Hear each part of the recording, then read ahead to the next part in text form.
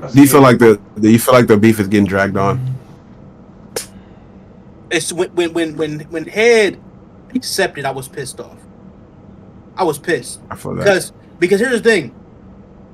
Yes, Kendrick's side is biased as shit too. I'm not saying the Kendrick side ain't biased, but Drake's side don't even try to be like Facts. I feel like every other topic. But where's the daughter? Where's the daughter? Find me the daughter. Nigga, you might have made that whole sign an NDA. You know, you have no fucking idea. Like, it's like, and they're like, well, Kendrick lied about the daughter. There's no pedophile victim. Drake lied. Kendrick lied. Nigga. Man, I feel like that's the part that was funny to me that people don't like to acknowledge. Is like, okay, even if you say Kendrick lied, well, Drake lied about him being a woman beater, and that's kind of like pretty bad too. You know, like that ain't nothing to play with either. Imagine somebody telling you that your brother got your. Oh, that too, yeah. Like, oh yeah, your best friend is your son's real father. It's imagine like what? There was some truth to that. Niggas would be in jail. Yeah. Or imagine if that was something that like. Imagine if that was something that Kendrick had never really talked about, but maybe something he's like maybe peeped something or and that like could strike a nerve or some shit like. Yeah, like maybe you don't know how deep that shit get. Then it's like, well, what if it's something that's like how you know shit? If it was even true. But how about this? Don't you think if Ike Turner found out Tina was pregnant by his homeboy? That's also true. Usually he would have beat the shit out of her. Yeah, we for sure would have known about that. We would know. We would have the Chris Brown in the car pictures, bro. We would have the Bow Wow scratch across his face picture, bro. So, and he probably wouldn't be with her. He probably it probably wouldn't like a quiet little divorce or something, but he probably wouldn't be. So the way don't seem like a nigga that Drake's side is like prove this, what that. Me personally, y'all niggas ain't gotta prove nothing. I had a good time. I enjoyed the music.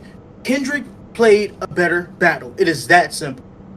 I agree. He had a way better strategy. Yeah, he hit the nigga. And Drake was very cocky. Drake was cocky. Drake paid too much attention to other niggas that I didn't like. One of my homies that like Drake was like, if you got 100 niggas trying to diss you, yada yada yada yada yada, but you cleared all them niggas out of shit. Let them die there. This shit, everything after that should have been to this motherfucker. And he's acting like he had to make like.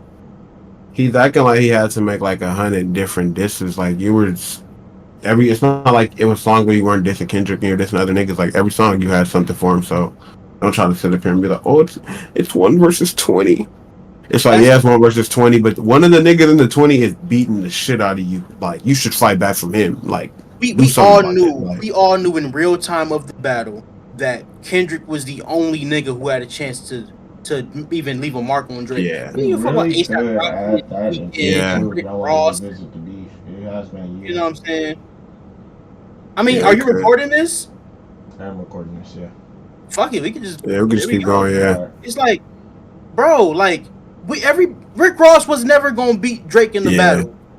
Yeah, like what you said about A$AP Rocky, like like these niggas no one thought. Drake told that nigga to go make another baby and he went and did it. Man, you think A$AP Rocky can make a good song? Nah, yeah, I don't. He's never been my guy. Maybe, not a good rap song. He probably could make something that like we could vibe to, you know. But a diss like with the lyrics, no. Oh no. But we knew for a fact that motherfucker in Compton. Yeah, that's a different. That stands as tall as Cat Williams. That's skitty. We knew he had some shit. The minute he did like that, we all agreed he's not doing that aiming at 2 Titans if this nigga don't have a 12-step plan. We knew, win or lose, we knew he was going to be prepared. You better focus, nigga. So that's my issue with Drake's side is that they're not logic. I had a Drake fan yesterday telling me some shit like, but Kendrick said Drake isn't black. Didn't.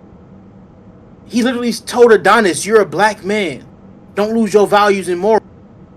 He said, but he said Drake can't say nigga because he's black. Because he's not black. No, he said some shit just cringe. It ain't even gotta be deep. I just don't like he said you sound I'm weird when you say it. I'm a hater. I don't like it. Fuck your shoes, nigga. Fuck your couch. None more, none less. I'm a it. hater. I don't like it. I'm not telling you.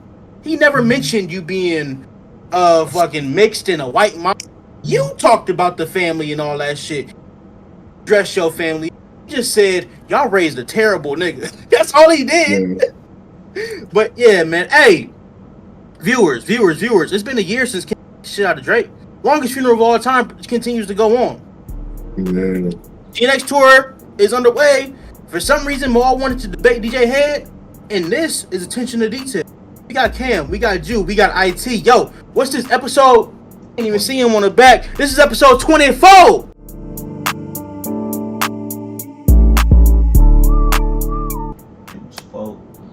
Congratulations, my brothers. For like Kobe.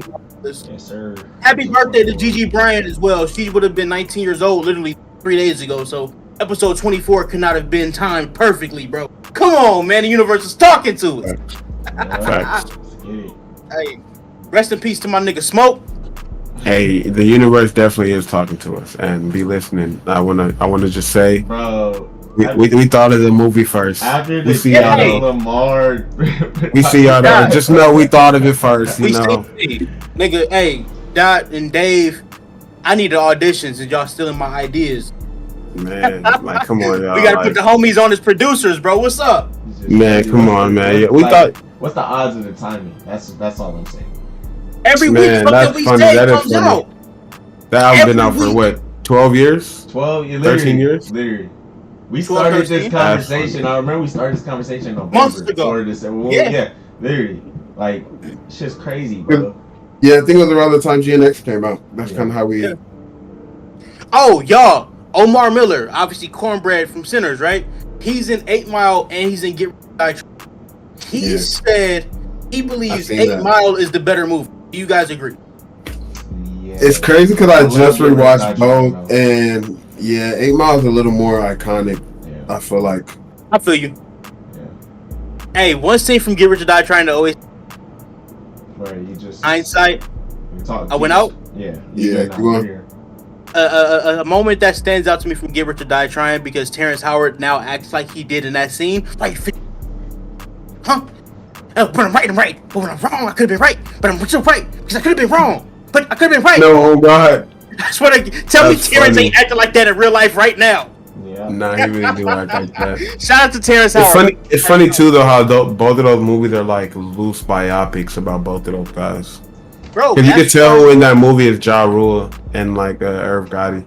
Tell who is who. Looking back, you can tell who's like Ja Rule and Irv Gotti. Looking back, exactly. And then when you watch 8 Mile, if you guys know any D12, you know who's playing. Yeah, you who can tell Prodigy. Yeah. Yeah, you can see who Future is. You can see who. Yeah. Not Future was Prodigy. Proof passed away. Yes, Proof. And then you see Omar was supposed to be Bizarre. You see the whole. It's really dope how they did. Which is why Good Kid, Mad City was like an easy transition because they come label camp. I'm pretty sure. Same umbrella. Like, hey man, Dre said, hey man, and then they did Straight Outta Compton. So that's just what they're one of the only rap empires that all of their talents have done this. Yeah, you know what I'm saying? And I feel like that does put you in another. Like he's already a superstar, but imagine. If he's now in a #1 box office movie about, like just like Cynthia M. Yeah. And then the song for the movies too were going #1 because they were on, you know what I mean? It's like all that shit intertwined. Genius though. It's honestly like if he Lose Yourself. That shit is genius. Lose Yourself won an Oscar and M didn't even show up. It's crazy. What? Let me ask y'all a question. What newer rapper do y'all think could do something like that for an album of theirs, like a movie? Newer rapper. Yeah, or you guys don't think nobody really define newer? Anybody after like the Kendrick and Drake and Cole generation? YG for sure. Yeah, absolutely. My Crazy Life. I think YG, like if he made that, I know he did the little short film. He did like a short film, yeah. And he had that somebody play Nip, has somebody play it like that. Nipsey, shit. Yeah, Nipsey too, yeah. Yeah. Damn, it is some niggas. I think it gotta be in LA. It gotta be somebody. Pop Smoke probably. Yeah. Hey, I'm gonna tell you what's crazy. Not for an album though. For his album. I'm not. No, it's gotta be an album. Maybe like just like a biopic kind of. Yeah. Well, honestly, like kind of like a biopic, but Get Rich or Die Trying is literally the movie. Like it's like it goes hand in hand. Yeah. You know, fucking Because he did make a lot of those songs in the maybe movie. Like Roddy. I feel like Roddy. 8 Mile is essentially You do the it Slim right. Shady LP. You know what I'm saying? Like you put but My Crazy Life can definitely be a movie. And I know we're biased to West Coast, but honestly, West Coast rappers are probably the best storytellers. Yeah, I was just thinking that too. I mean, look what Ice Cube did, bro. All of those movies, most of the ones that he wrote were based on something he did in the song. Who else, man? Shit, Snoop Dogg's Dog. Oh, never mind. You said newer. I'm gonna say Doggy Style could have got you a movie. Rio. Hey, shout out to the Vince Staples show on Netflix.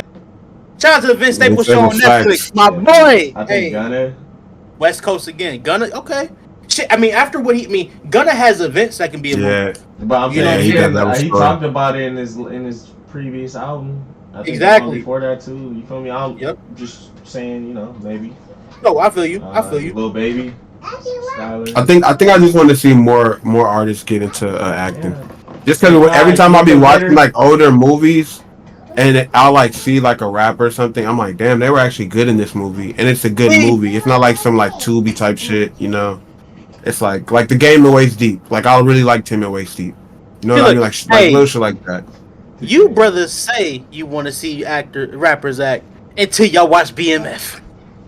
Oh no, yeah, you're right. Let me see. I don't want them to be the actor. I want them. No, I want them to be good though. I want them to be good. You're right. Because honestly, I was thinking of another movie too, and the nigga was ass.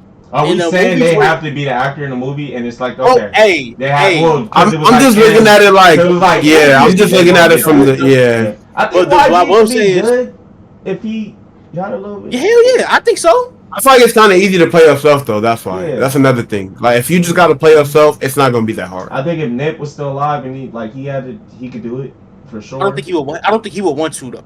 I think Nip would did it.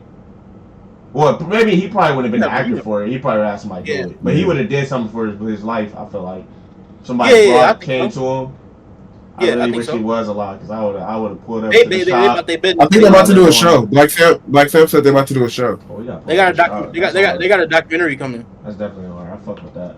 And I think Spring Hill and Bron and Sam they teamed up. That's hard. Yeah, I definitely think West Coast is probably the best. I mean, it's the best, bro. I don't know. We're probably biased. Yeah, we're probably. No, we're super biased, but I mean, we look like Game. His first album could have been. It's like, I think it's just that we. I mean, Jid had the Forever Story. Yeah. Wasn't that the name of the album? I didn't hear that one. That was the one a couple years ago. I forgot what. So there's rappers across, but it's just the fact that we listen for, and then the West Coast rappers, the story sound like albums, so it's easier to get to it. Like you recognize the street. Yeah. I would say West Side Boogie could do fucking movies on his shit because it's just West Coast rappers are so like. I'm not gonna say. He did something similar, like not a movie, but he was doing like short films for one of his for Blank Faces or something. J. Cole could probably do it. J. Cole actually like newer, but I feel like that's why I did say after him. You're right. Every Cole album could be a movie. Yeah, almost. I think because J. Cole tells stories. Like just imagine if somebody wrote something around. Like Forest Hills Drive for sure could be a movie. Like as far as the your eyes only. Yeah. Even Kendrick, every album could damn near be a movie. Yeah, like, and I love that. I love that.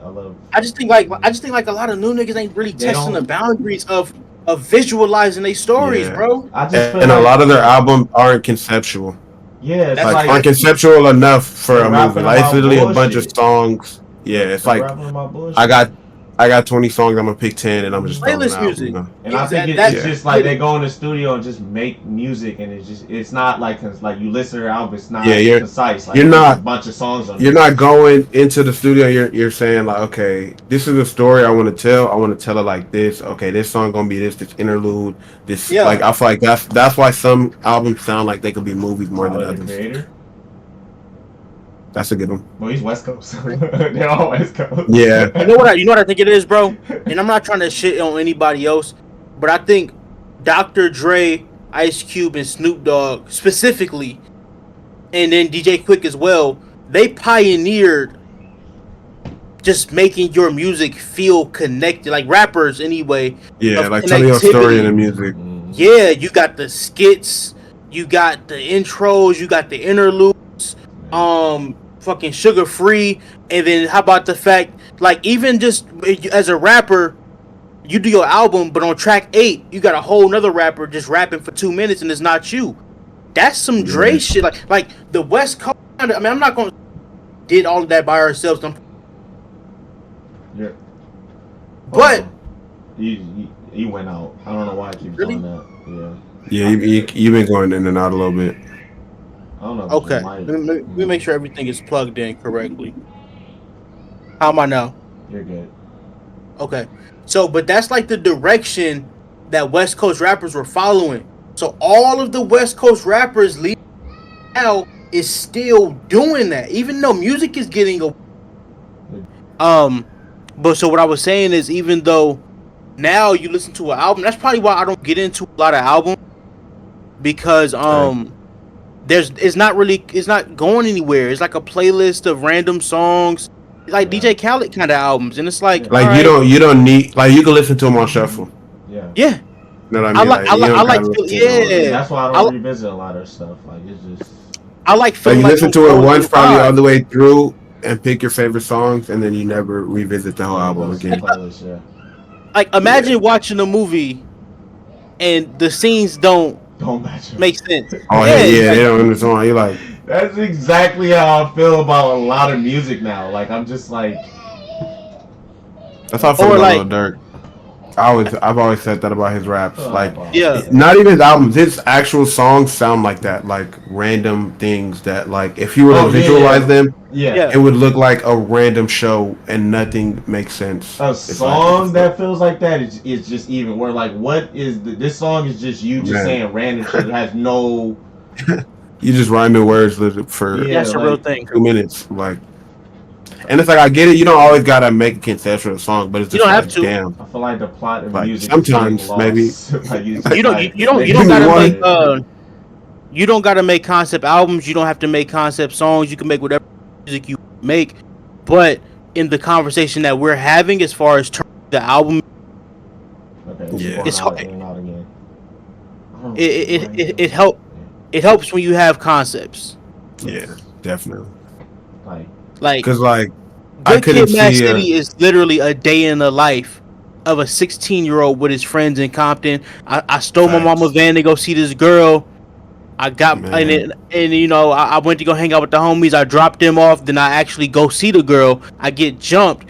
I go see the homies again. The homies like, what the hell happened to you? We need to go slide on these niggas. And then we shoot. They shoot. Boom, boom, boom. The homie get killed. Promise that you will sing about me.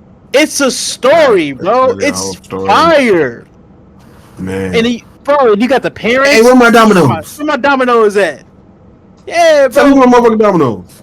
Like, hey, is that Kendrick on the phone? Where my motherfucking dominoes? It's the voicemail. Oh, all right.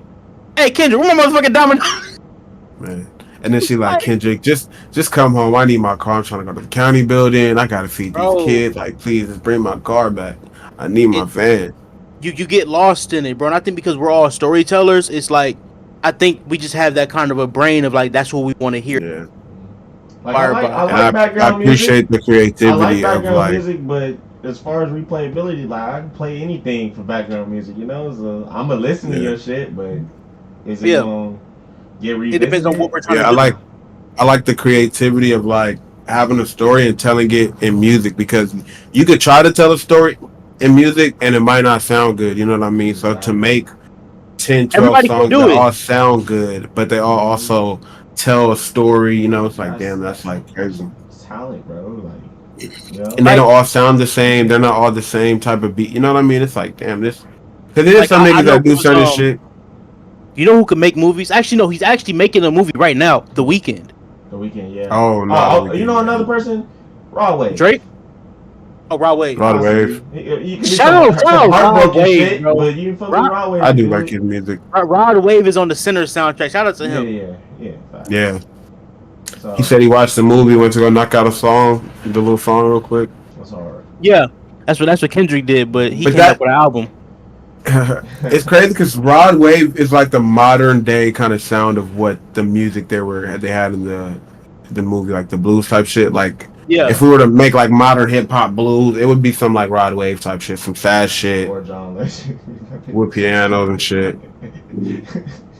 They should have had John Legend on that soundtrack. Hey, I guarantee you that boy Jonathan Majors here at Rod Wave. Ooh, I like that brother. No, God. No, Rod Wave is one of those people you could play for old people and they'll probably be like, "Oh, I really like this. I like this one. Hold on, feel this one." Yeah, he talking about something. Hey, so you guys have all seen the new Avengers, aka Thunderbolts with an asterisk, right? Yeah. Still funny that they. I want to know your thoughts on the movie, but also thoughts on how they're handling post-release. Okay. As far as the movie, I loved it. I know Cam was just thought I was gonna. I don't know why you think I go into movies wanting to hate them. I don't. You want to know why? Yeah. Because you're related to your brother. You hate the way that they walk, the way that they talk, they hate the way that they dress. The thing is, I was excited for this movie coming in. Like, I was telling you this. But as far as the movie, like, my biggest takeaway from the movie that I love is that it actually has like a message that I was able to relate to it. Like, you know, Elena, she's basically the lead of this movie, and it from what I've seen from the movie, what I took away is like, people bury their loneliness and everything. They bury it inside. They never really talk about it. They bury it in work and all these different things. And I think it was like the movie was teaching people how to process grief, or, you know, like, love from everybody around you can really, like, I don't know how to explain it. You know, like, she basically found a new family and everything, and actually talked about her feelings and was able to, like, come to terms with how she's lonely and everything. I think, you know, I don't know. I think interaction with other people and finding love other places instead of just burying yourself in work and getting busy is probably the best method as far as that, or whatever. I don't know. But that message right there, because I kind of related to it as far as the loneliness thing, or, you know, just different things. Not saying I'm depressed or anything, but I don't know. Like, I love that message as far as that. That was probably. I love the message too. I ain't gonna lie. That was probably my favorite thing about the movie for sure. But we could talk about more shit. Probably didn't explain that a good way, but no, you did well. Drew, go ahead. Your turn. Yeah. No, I did love the message because, like, from the jump, I could kind of tell where they were going, but I was surprised at how far they went with it. You know, because I'm like, damn, like. Because to me, it's like, damn, if you take away the fact this is a Marvel and a superhero movie or whatever, like, this was still, like, a deep-ass movie with a deep-ass message. Like, they're talking about meth addiction. They're talking about abuse. They're talking about loneliness and how trying to fill the void with something or trying to fake it. Like, how her dad was, like, trying to fake it like he was happy because he thought, like, that's something she would want to hear. And then it's like, damn, they end up, like... Also, like, how it really hurt her that she didn't talk to her dad for a year. And, like... He didn't think that hurt her that much because he didn't think she wanted to. You know, it's like, damn, this shit was layered as fuck. It's like I'm surprised Marvel went that far. Even the concept of the void, like, yeah, literally that too. That showed you too that, like, damn, everybody is like what's the word I'm trying to say? Suppressing something basically. Like, cause even Val, like, when she go in the void and you see what she experienced as a little girl, you know, like. Even all the bad shit that she was doing, you start feeling bad for her. John Walker, you start feeling bad for him. Like, he was an asshole the whole movie, but then when you see what really happened and you see how Bucky exposed that, like, oh, your wife, your kid left you, you start feeling bad for him because you start understanding, like, what he's going through and certain shit. And I'm like I said, I was just surprised, like, Marvel went that deep. And it was still funny. It was still, like, a good story. I like the villain. I like the plot. I like everything. I'm like, this was great. And I really like the ending. Like, some people may say it was anticlimactic. Like, you feel me? Like, there wasn't nobody punching to win the fight.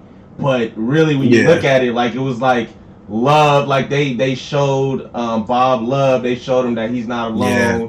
You know, they all came and comforted him and everything to help him get out of that void. Like that right there was fucking beautiful to me. And I you know, like it was like I'm not gonna lie, bro. In a way, but that I don't know. I love that, and I love that they did something different. It wasn't like all these other MCU movies, like Shang-Chi out of nowhere, it's fucking Dragon Ball Z fight. All the shit they did it. I don't know. I love that. I loved it. I see. I have one command for you. Yeah. You ready? Yeah. Say my name next time.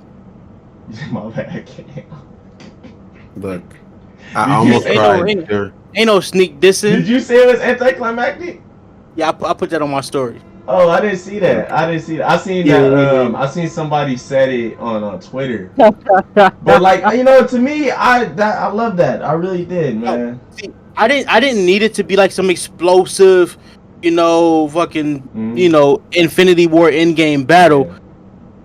But I laughed when I saw a group hug won. It's kind of the same way that I felt when I saw Sam Wilson talk down the hall. I was just about to say that. I think Thunderbolts did it correctly versus that. They did it correctly, but don't let this be the new trend, please.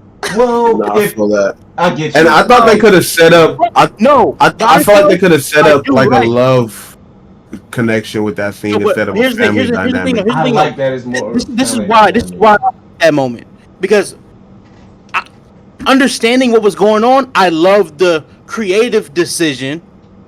It just wasn't a popcorn moment, right? That's my whole only thing. But the creative decision, I'm giving all this energy to this darkness, and the darkness is fucking absorbing me and consuming me, and I have to be saved from myself.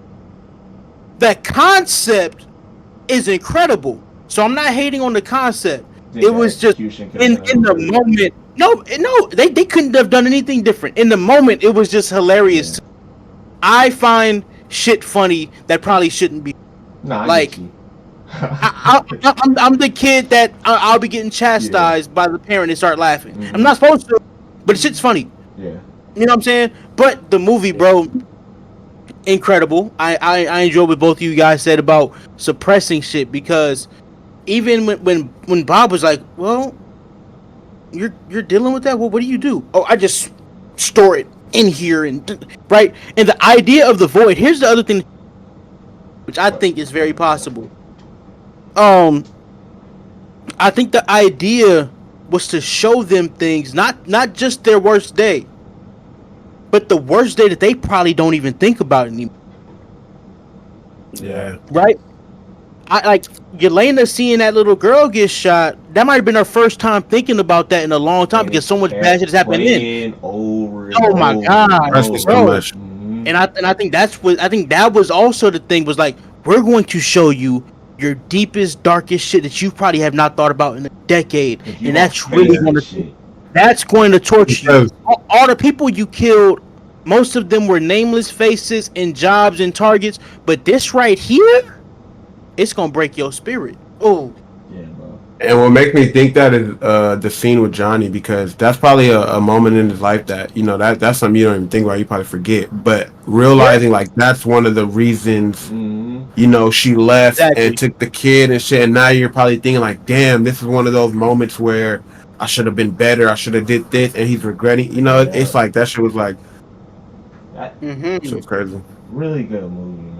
We could have thought his void was gonna be something else. You know what I'm saying? He was gonna be from the show when he killed that dude. It could have been that, and it ruined his reputation. It could have been a lot of things, but it was the fact that, bruh, you were so caught up in your own ego and shit that you forgot that you have responsibilities at home. Your family, your a lot of men lose their wives not from being bad people, but forgetting to pour that energy over there. Yeah. Even like one of my favorite shows just had their series finale, I Told You, Righteous Gemstones. Yeah. It's a stone comedy. It's one of the funniest shows ever. But it ends with one of the main characters. He was doing a TV show, and he just remembered. Like, 'cause he almost died the episode before.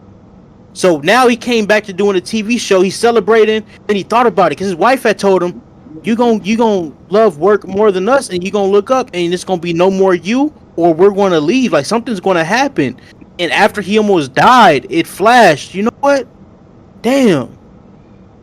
This ain't fulfilling me. I need to go be with my family, and he shut down the whole production. It's funny the way they set it up because he cost everybody like $2-3 million, so it was just hilarious.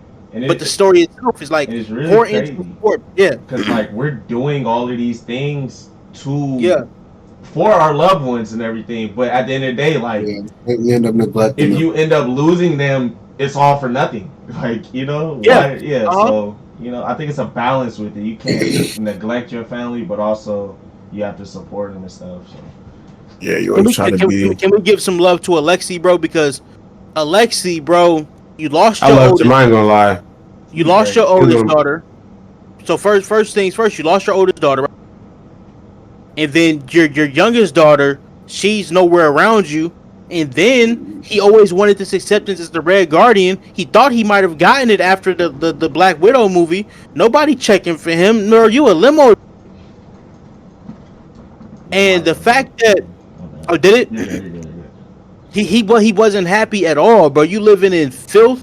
You know what I'm saying? You're doing the limo driving, but you're not happy doing that. And for him to find his purpose, you know what I'm saying? You get reunited with your daughter, and then you get a chance. All Alexi's ever wanted to do, yes, he wanted to be recognized, but at his core, he wanted to save people.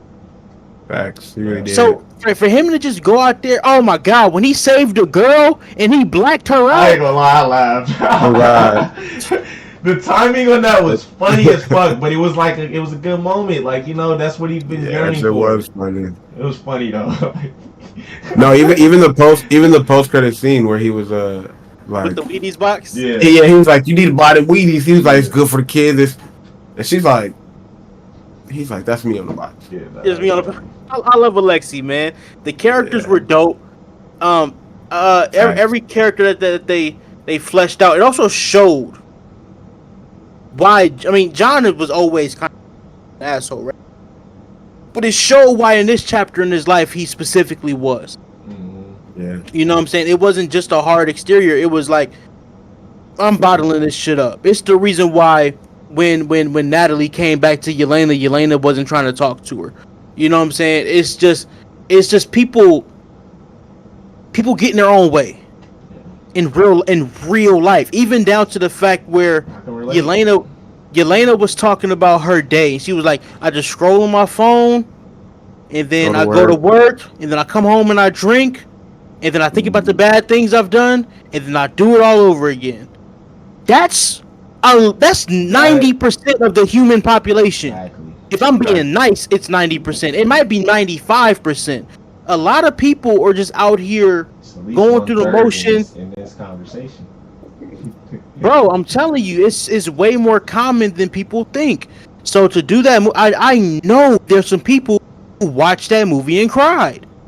I almost cried. I'm not gonna lie. I didn't have any expectations for this movie. Like, as far as, like, I didn't know what it was going to be. I'm not saying I expected it to be bad, but I just didn't know what it was going to be. You know, I figured it wasn't going to be... I didn't think it was going to be, like, Suicide Squad goofy, but I didn't think it was going to have this much depth and substance. Facts. I don't think... I mean, there's not many Marvel movies, period, that has this much substance. This has the substance of an early phase Marvel movie. I mean, when they used to touch real shit. Yeah, Guardians is one of the few that has this much substance. It ain't many. Yeah, bro. Like, because what they've been doing now is using comedy to mask how heavy substance is. Where there's actually like the Love and Thunder shit, right? There was substance to be had in there, but they covered it with so much cartoonish comedy. You know what I'm saying? This one was unforced comedy, which reminds me of old. It was like natural. It was the characters, and it wasn't them trying to be funny. It was just like real reactions to real shit. Like when they got up and ran to that elevator, that was funny as hell. Yeah. But it was really showing their survival instincts of, hey, live to fight another day. We can't beat this motherfucker. Let's move on. Steve Rogers would have stood his punk ass in there and died. Yeah. And lot of people use their comedy to mask. He was beating the shit out of them. That shit was funny, bro. bro. A lot of people use comedy to mask their trauma too. So that's kind of how I looked at Yelena, masking their trauma with comedy. Same with Lexi. Yeah. So yeah. But not in a forced way. It was more just like a. It was natural. I'm not gonna. Hey, let's not say. He's like the goofy OG dad, like I'm still like he tries killer. to fix every situation with a little humor. Yeah. Even in the situations where you don't want it, like he still tries to like sneak in a little joke to like make you laugh to make someone else feel better. Like he definitely like trying to make you feel daughter, good and shit. Make her laugh or her friend. It goes back. Yeah. It goes back to what I said about him wanting to save people. Yeah, it's a natural protector instincts of I have to make sure everybody's good. Mm-hmm. Even if I'm not, I'm gonna make sure y'all good. But he ended up being good in the end as well. You know what I'm saying? Now, when Yelena basically gave up and walked into the void, what were your thoughts about her thought process in that moment? I think because she got a glimpse of what the void was when they were touching earlier in the movie when they were trying to get out of that. So I think she kind of realized exactly what it was, and I feel like maybe she didn't know to the extent that she would have to face her own little traumas in there like as extensively as she did. But I think she knew like, let me go try to find Bob, and because she already showed signs that she wanted to try to help comfort him and everything. She was doing it when he was like, just leave me here to die or whatever. She was like, no, come with us. Like, we're gonna, So I feel like she knew exactly what she needed to do. Go find him and try to bring him back, because she knows she can't beat him physically. So the best way to do it is to find his humanity and appeal to that. So I think she kind of had it planned in how she was going to do it. Maybe not the logistics. She didn't know what she was going into, but I feel like it was planned. I don't think it was a fact. I think part of me felt like if it works, it works. If it don't, it don't. Mm-hmm. I think she knew. I think that she wanted to go get him, but I think it was like, well, shit. Like you said, we're not going to beat him anyway. So, and we ain't got nothing else to fight for. So, what's the worst that can happen? I'm ready for the worst if this is the end. Yeah, you know what I'm saying? So I'm not saying it was a give up, but it was like a. You could also look at it like this is. I mean, you can also look at it like this is a part of being vulnerable. When you putting yourself out there, being vulnerable, like I don't have nothing to defend myself. I'm putting like my feelings out there, just being vulnerable. If I get hurt, I get hurt. If I don't, I don't. Like So it's a deeper meaning with that too. If you really look at it. I think she knew that she had the best chance of like connecting with him or like finding and being able to talk him out, because she knew like he's in there somewhere, and they had already built up like a good rapport from the place and everything. Like she was helping him, she was talking to him about, you could talk to me, you could trust me. Mm-hmm. So I feel like she just knew like if anybody could get through to this dude, it's me. Yeah. Which is why I was saying they kind of could have set it up for them to be like love interest, but I see how they want to do like the family dynamic, more of a sibling dynamic. I didn't really. I feel like everybody trying to ship everybody and make them a couple, and I see more of a sisterly, like she's being what Nat was to her to him. Yeah, that's kind of what I got. I'll tell you why I'm actually cool if they did go in that direction of the shipping, because it's just one reason. There are no Marvel relationships right now. We don't have any? No. Peter and MJ split. Yeah. Gamora and Peter Quill ain't nothing no more. Thor and what ended up happening to Jane? I forgot what happened. Jane died. Yeah, we don't have Tony and Pepper gone. They refused to give Sam Wilson some little nookie. They said, "Hey, brother, we saw what happened to Stack. You can't get no women." Well, we gave you the shield. That's enough. Okay, yeah. Ant-Man has like a really good fleshed out one. We don't have that. We don't have the Tony and Pepper. Bro. We don't have the Steve and Peggy. And I feel like that. I feel like this would have been a good way to like develop that. We're about to get one. Yes. Oh yeah, we're about to have a Fantastic Four soon. Yeah, but that's one. Yeah. One family. Even X-Men isn't And Doctor Strange woman went and got married. Cyclops, and Jean, and I mean, that's not. I don't think that's gonna be our X-Men. They're gonna give us a new one, but like you Wanda said, and Vision done. Yeah. Okay, I agree. So I wouldn't be mad at it, but I didn't. I'm not saying you have to do it, but I wouldn't be mad at it. That's all. You could take that. I will say that nigga was OD. Sentry was OD. Yeah, no, his powers is crazy. And it really made me think, like, damn, how are they gonna beat this nigga? And then I like when she like had the little kill switch, I'm like, okay, they had to do that because he was OD. He was like OP, way too OP. Bro, the kill switch was like a concussion to him, bro. Literally, like, and it was crazy how when she tried to do it, that nigga got quick, nigga. Oh, shit was cool. It was like, oh, this nigga's OD. And this is our Avengers, and look what he just did to them. Yeah, man. The movie, bro. What do y'all rate it? 1 through 10. I said 8 initially, honestly, but I feel like I gotta go a little higher after this conversation. I want to say 10 out of 10, but I feel like maybe I'm glazing. But shit, first reaction 10 out of 10. I'm gonna say like 8.5. Because I really, what would you say was took off 1.5? I think. Okay, this is just a me thing. I really like Bucky, and I feel like he wasn't really like in the forefront of this movie. I don't even think I could take off points for that, but like I was expecting Bucky to be like the second lead. More, I feel that. You feel me? But at the end of the day, we did get a lot of movies talking about Bucky's trauma and all this shit. Like, it was no need for it, but I feel I feel like it was marketed as such as he was like the second lead, and we were gonna give. But I feel like that was a good, like, they did a good job of marketing it differently than it actually was, so they didn't spoil nothing.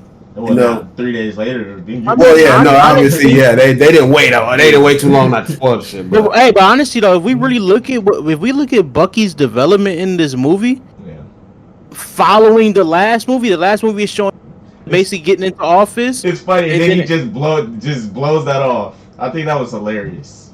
No, I don't think it was him blowing it off. I just think he knew, because here's the thing about politics, bro.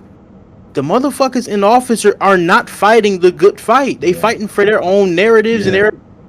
This nigga talking about read the packet.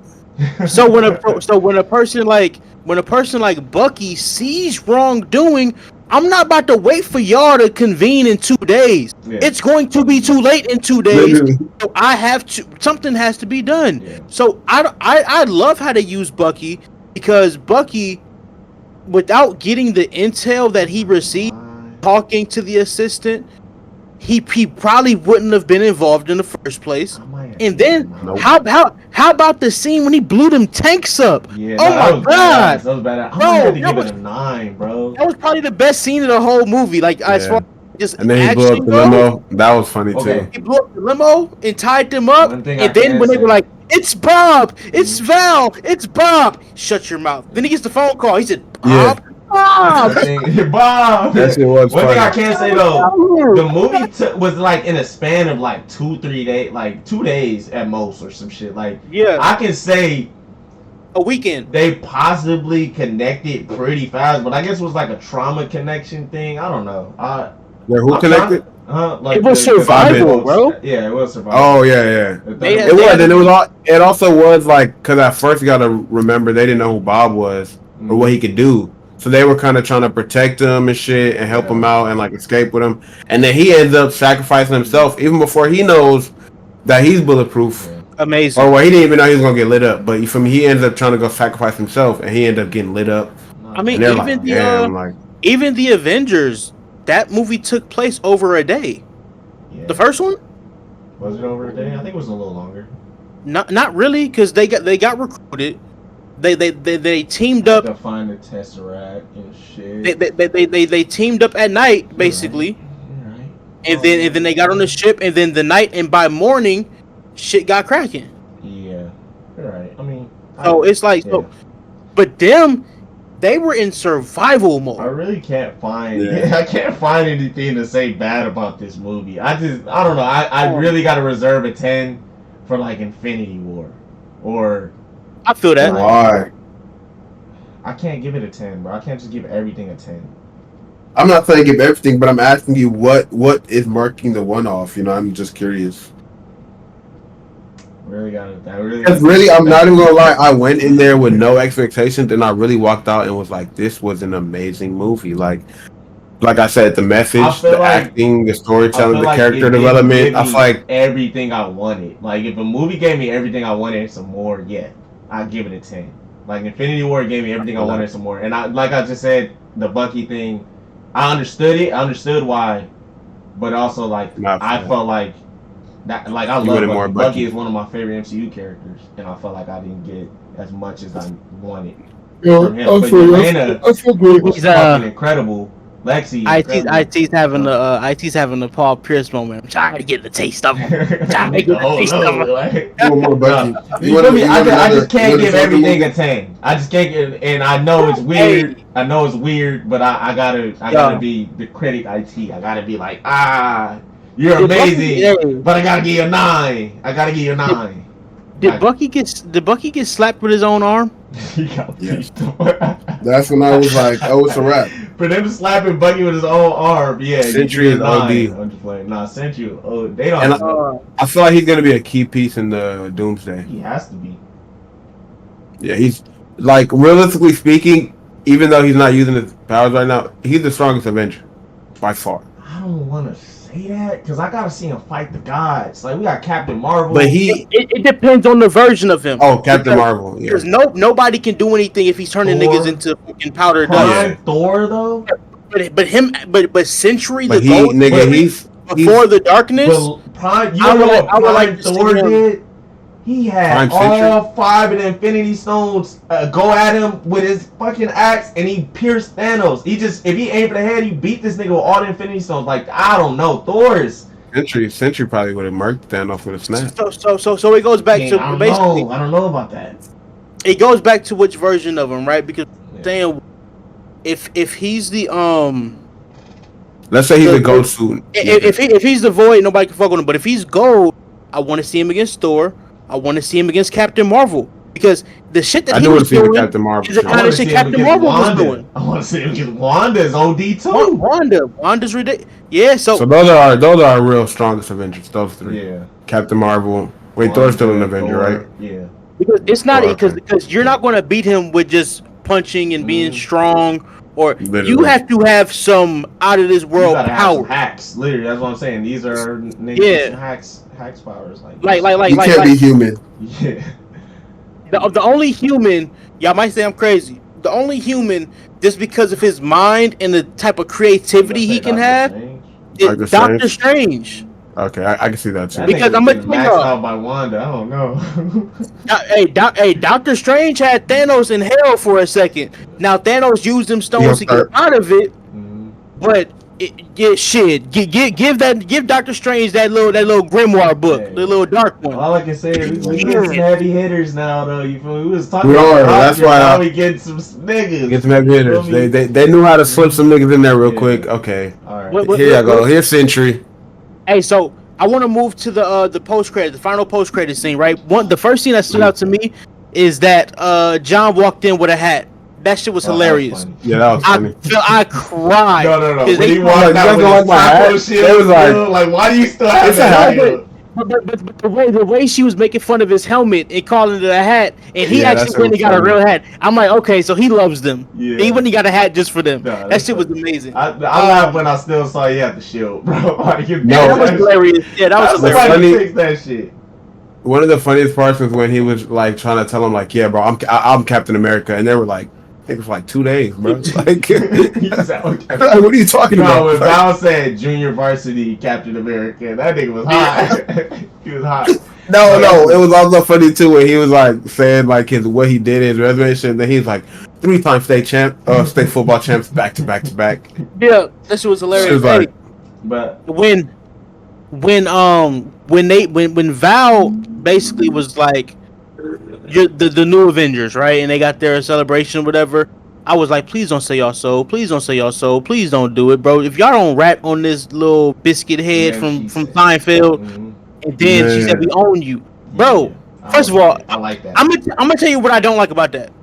When in the hell are they gonna cash in on this favor? Just because I'm just saying this for one reason. Marvel has been teasing a lot of shit over the last 5 years that they've never cashed in on. Are they going? If they cash in on his favor, then major, cool. But if they don't, you piss me off. But I was upset at that until I watched the credits. When I watched the credits and I see I see like the cartoons, not my Avengers, no da da da. Because I'm like, that's how they did Cat. Yeah. That's how they did Sam. That's how they did Ariel. Every time they do something non-traditional, that's how these idiots on Twitter react. That's Marvel saying, ha ha, we see you morons. We listening to y'all stupid asses. Yeah. Y'all still in these seats though. Y'all still in these seats though. And then leading into when they said Sam is about to sue about like the name. Yeah, that was funny. I like that. And then Lexi was like, just add a Z. He can't sue. He was like, hey, with the fit, that was hard. Yeah, but let's. What did I say? What did I say in the chat? IT about that lawsuit. I hope he hired a really good lawyer. And Matt, that'd be hard. If it was Matt, bro. He better be. That would be fire. I would love if he was in Doomsday. That'd be cool. But the Russos made that scene a couple weeks ago, by the way. Yeah, no, this is gonna lead right into Doomsday, and I love. This is what I want to say. What I love about the post credit. They need to start doing this again with post credit scenes, bro. I love when the post credit scene of a movie goes into the next movie. Like, Fantastic Four. That's how it always should be. Stop teasing this shit that you haven't even developed or produced. Don't show me no post-credit scene or something like that, because it never, like, all these post-credit scenes we got in Phase 4 and 5, we're never going to see this shit. Blade movie is in hell, production hell. It's never coming out. Don't tease that. They tease that in Eternals. Like, if you're going to do a post-credit scene, make it for the next movie. And that leads into Fantastic Four showing up in the 616 universe. And a lot of people are saying it spoils what happens in their movie, whatever. Like, we already knew they were gonna come to our universe and help us fight Doom, whatever. Yeah. I don't know. We don't know for sure if their universe gets destroyed, but it's Galactus. We don't even know if it's them on that ship. It's them. It was the Fantastic Four logo. Like, we don't know exactly how the movie is gonna end. Like, I'm still super excited for Fantastic Four. Like, I really am, regardless. Shit, we don't know if that's multiversal travel. We don't know if that's a planet travel. You know what I'm saying? It's a lot of things. Like, even though we can guess and assume, but we knew they were showing up eventually. Yeah, shit. Like, I'm not mad at they put him on the trailer for Doomsday, right? With that could be Yeah. Bro, like, we already knew they were gonna be in the movie. That could be a time machine for all we know. We have no idea the specifics of what's causing them to do that. They could have beat Galactus and realized that an incursion is going to happen or some shit, that their universe is destined to get destroyed if they don't come to the... We don't know. We literally don't know. No, maybe that smoking stack leaving Chicago before the Irish and the Italians find out they we don't know.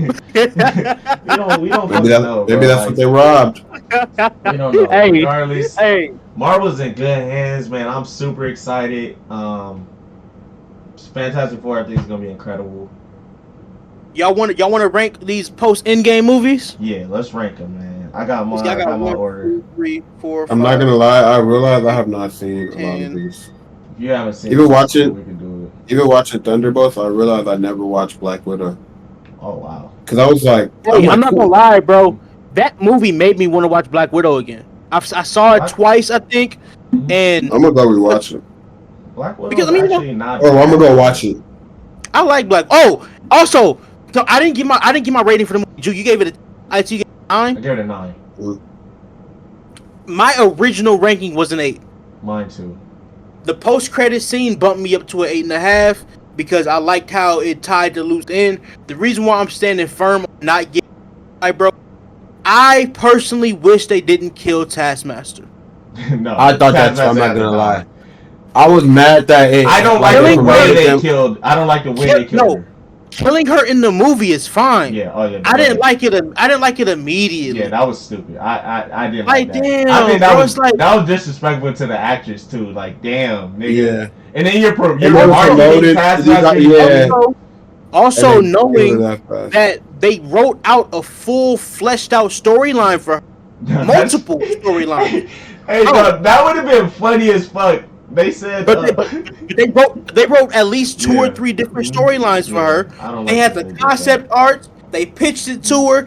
And they said, "Scrap everything. You're dying in 5 minutes." Yeah, they were saying that it was supposed to be like an ongoing joke that Taskmaster's like something in her like chips or whatever the fuck was gonna make her like continue her mission on trying to kill John.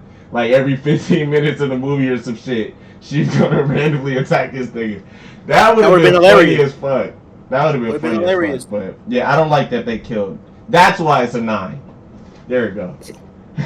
You're funny. You get something, but not. I laughed. I actually laughed when they killed Taskmaster.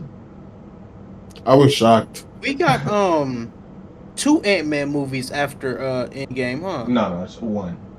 That was, the other one was after. I've seen most of these. Infinity War. You're right. So we are gonna rank our post Endgame movies right now.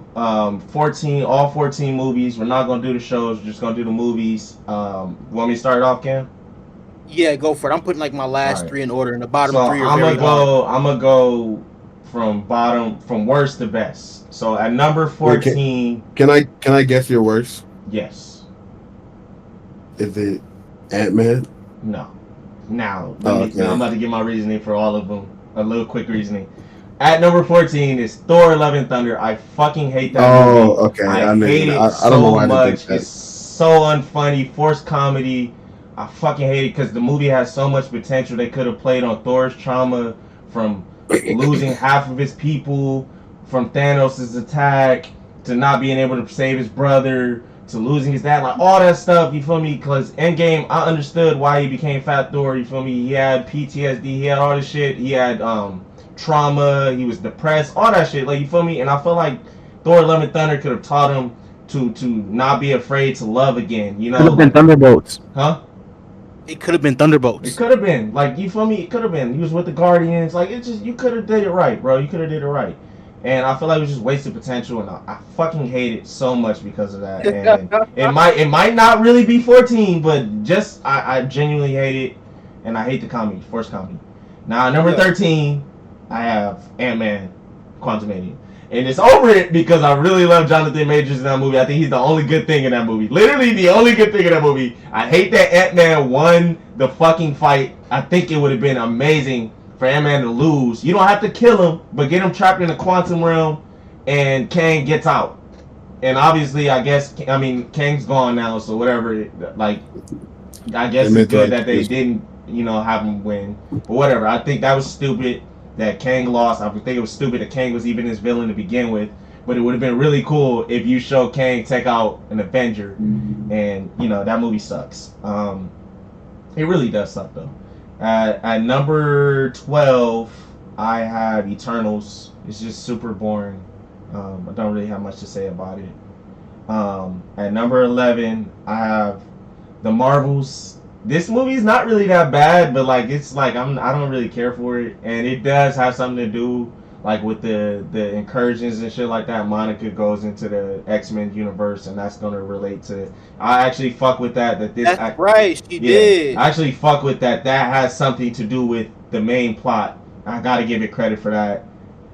I'm shocked by your list a little bit. Yeah, you're shocked by it. I'm actually not surprised. I feel like if I was able to guess his bottom 3, I would have got it right. No, I'm not in order, but I would have got it right. I'm not shocked by it because your bottom list was what? Thor, Ant-Man, and Eternals, right? Eternals? Yeah. Yeah, see, I'm surprised that's right there. But keep going. Yeah, after those 3, I think those 3 are genuinely bad, and from the rest, they're solid. But those 3 are genuinely bad. Number 11, I said Marvels. Number 10, I got Black Widow. I just think it was just stupid to give her a movie after her character died. It didn't really matter in the grand scheme of things. The movie's solid. CGI is terrible. They got this stupid ass Yelena scene where she said, and then fucking flew off. You know the scene I'm talking about? Yes. Stupid. At number 9, I got Captain America: Brave New World. The fucking reshoots and shit. It just makes it so stupid. We get Hulk 1. The Hulk is literally the only time we see Hulk is from the trailers. Yeah. The way he lost, so stupid. Hate it. They talked him down. Yeah, like bring his daughter in to do that. Don't have Sam do that shit if you're gonna do it. Number 8, Doctor Strange: Multiverse of Madness. I just think Doctor Strange did not have a character arc in this movie. I hate it. I don't hate it, but I don't really like it. It was more of Wanda's movie, if anything.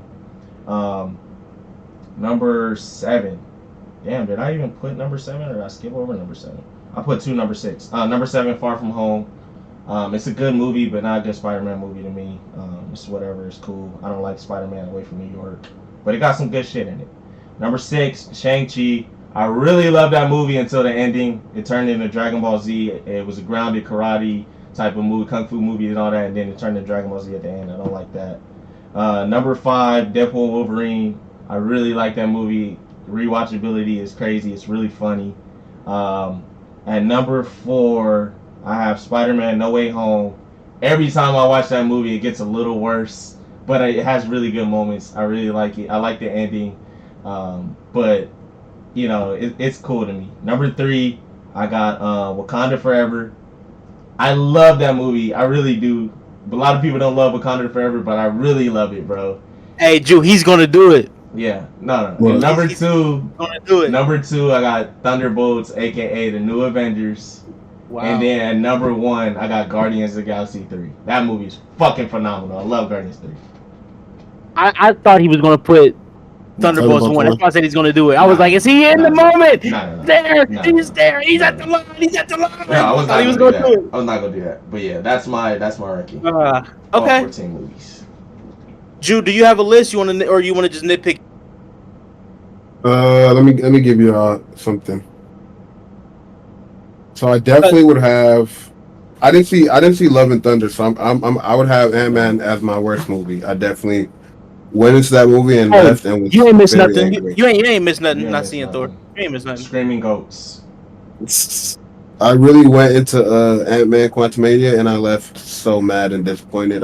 So disappointed. The fact that we let, no offense, but that's like we let like our end of the bench nigga like beat the big boss. I'm like, come on. You wanna know what makes me mad about it? Hey, I got a comparison. What? The ants beating Kang is like 100 men beating that gorilla. Literally, it's like what's going on here? You wanna know what makes me mad about it? In the trailer, they say Ant-Man says, "I don't have to win. We just both have to lose." And then he wins. So like, why? Like, that's how you know they reshot that shit, bro.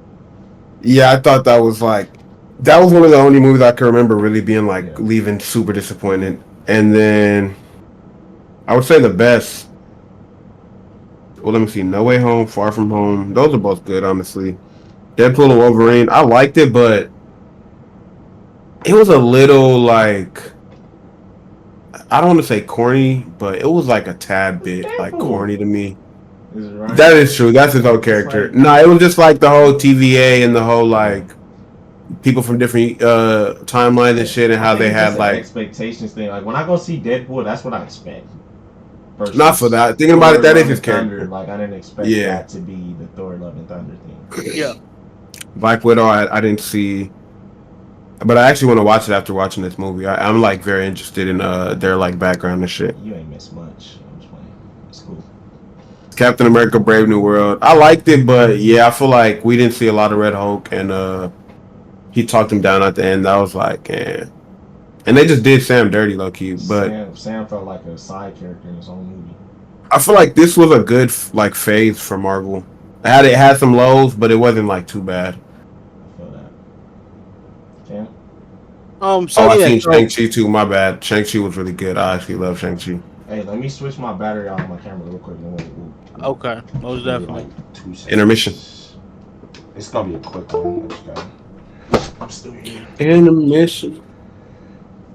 Oh shit! Camera. The other way.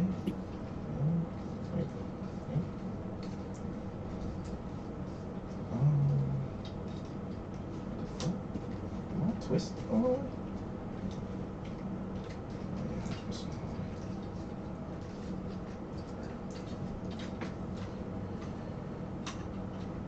I can't believe you thought I was gonna put Thunderbolts at number 1, bro. Bro, it sounds like you. No. I mean, nigga, you put it at 2. That ain't that far from 1. Shit, it deserved it. This nigga's, he said, I can't believe you said I'm putting it at 1. Like he put it at 10 or something. Oh, like, God. It was right there. It wasn't too far away. It really, I almost did Wakanda Forever at number 2. But. Nigga, Thunderbolt said, you hear me knocking? I forgot I watched that. Yeah, Wakanda Forever. That's what I'm saying. The only ones I didn't watch were Black Widow, Eternals, Love and Thunder. Eternals is Doctor hard Strange, watch, bro. Like it's so hard to get The Marvels. I didn't watch 5 of these. Maybe I should just watch these one day. No, you shouldn't. Nah. I'm telling you, a lot of them is just like it's no point in seeing it. I feel that honestly. Like, what's the nothing? No point to the storyline. Because they don't even like. They don't even That's the thing. But I mean, honestly, even though I didn't watch Eternals, I've seen they kind of like had that in the the new Captain America, right? You needed to see. What were you gonna say again? That's the thing about this past. I think we're in 5 now, right? Yeah. Well, last 5 was this one. Now we're in phase 6. God damn. Yeah. Shit. Okay. Yeah, but anyway, what I was gonna say was with this ain't even part of the pod. I don't care. Yeah. Just regardless, the phases, the last couple phases in Endgame, the highs were high and the lows were low. So it made it seem like it was worse than it really is. But when I'm looking at these, I like about 8 of them, 9 of them. That's what I was thinking too. Looking at this list, I was like, it's not as bad as I thought. There's about 5 that can be argued as like great movies. Yeah. I think 11 of them could have been like 11 of them are good. Like they're solid. There's 4 that I can never watch again. I feel like there's 3. There's just 3 for me. So y'all go see my 4 right away. Yeah, I can never watch the movies again. All right. 14 is gonna be the Jimi Hendrix Thor. That one is terrible. That was the worst movie I've seen because of the fact they made Thor such a great character. They built him up to the best version of himself in Infinity. Endgame, he's going through shit, and you want to see him battle through that shit. They then in the first 30 seconds, the nigga lost all the weight, and now he's back fit, and he's back slaying shit, and he's perfectly fine. I want to see you sulk and deal with that, bro. I love seeing the heroes go through it, like the Thunderbolts. So anyway, Thor's 14 because of that reason. Bad storytelling. And how you gonna be Gore the God Butcher, and I see you kill one god? Kill no gods. Gore should have been murking gods out the way Bob was murking little children out in the street. There's a good movie in there. You know what I'm saying? I should have been like y'all see the scene on The Wire. Omar coming, and he walking down the street with the shotgun. That should have been Gore. Mm-hmm. Gore coming. Everybody's scared. Why nobody scared of that mother looking like he was 60 pounds? Exactly, nigga looking like Charleston White, and we scared. Fuck out of here, bro. That's what I'm saying. That's why I call it Thor: Love and Thunder. 13 is gonna be Ant-Man. Obviously, Icy is what you just said. I love Jonathan. And I'm gonna tell you, the movie as a whole isn't awful. Like when they made Scott drink that red person, that was hilarious. The movie would have been better if Scott died. I'm sorry. I think it still would have been trash, but bro, I'm telling you, it would have been a bigger payoff. No, it would have been a bigger payoff, yeah. Bro, I don't like bro. The ending just like solidified your bottom 2. The movie would have been at least 3 spots higher if Scott would have died or got trapped or something. Sacrifice, Kane gets out, but the way it ended, whatever. 12, the Marvels. The Marvels has one of the best action sequences of the entire phase, but because like when they were fighting and each time they swapping spots. When I saw that scene, bro, that's like in the first like 20-30 minutes. When I saw that scene, I said, "Oh my god, this movie's going to be so good." Yeah. And then they ended up on a planet where everybody's fucking singing all day. I was just about to type out of here, bro. It was the worst scene in Marvel history. Number 11, The Eternals. Honestly, The Eternals actually might be a decent movie storytelling wise, but I was too bored to find out. Number 10, Captain America. We talked about that in our review. You want to see my deeper thoughts? Hey, go check it out. Number 9, Black Widow. I think Black Widow has a decent movie in there. There's some things in it that is like, whatever. And like you said, the timing of it bothers me more than anything else. I actually think it's a somewhat decent. Then we got Doctor Strange, number 8, Multiverse of Madness. I wanted more madness. Number 7, I wanted more Doctor Strange. But more madness too, though. It was tame to call it Multiverse of Madness. I needed shit all over the place. Number 7, Deadpool and Wolverine. I enjoyed the movie. It was just some things that didn't look right. Some things looked a little boring. Like, some sets looked a little lazy. Yeah. Relied too much on cameos and comedy. But it was a good movie. I'll watch it again. Number 6, Far From Home. Good movie, like you said, not New York. Then number 5, that's when things get funky for me. We gonna go to New York, but No Way Home. Oh. Good movie. I think this is where the classics start. I think all of these movies go like great. Number 4, Shang-Chi. You got Shang-Chi over No Way Home. Oh. Yes, Shang-Chi was such a great storytelling movie, top to bottom. You had the comedic relief best friend, but I don't think the comedy was ever forced. I understand what you mean about that final battle, but me personally, I expected some crazy ass final battle because they kept bigging up how powerful the dad was with them rings. So I figured once them rings. I'm not talking about the dad and the son. I'm talking about that dragon. Oh, okay, I feel you. But in the world of the 10 rings, I don't think anything really too big. Now I do feel you as far as the entire movie was very grounded. It was a great grounded, great movie. Like it was like Shang-Chi was like if Bruce Lee did a Marvel movie, right? But hey, I'm not mad at the ending. So they got number 3, the Asterix New Avengers. The number 3. And then I fought on this top 2 back and forth. And I'm only giving this movie number 1 because I felt like the storytelling was a smidge better. Guardians 3 is number 2, Wakanda Forever is number 1. Okay, alright. Yes. I'm not mad at it. And in the meantime, I'm switching my microphone to the phone microphone on this camera because my computer's about to die. Let me know if it sounds. Okay. Right, just give me like a half second. I need to rewatch Wakanda Forever. It's good. It's certain parts about it that's like, I like Neymar. That's probably one of my favorite. Amazing. Ever. If it had Chad in it, it would have been number 1 for sure. I can't hear you. No.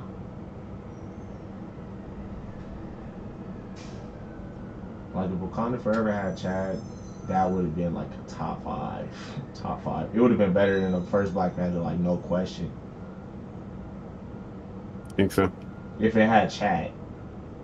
Like now, I feel that, it's like it's debatable. But I personally like it more, but I'm not, like, I can't say it is better objectively, but I like it more based off of like everything that's available with it. But they're both really great to me.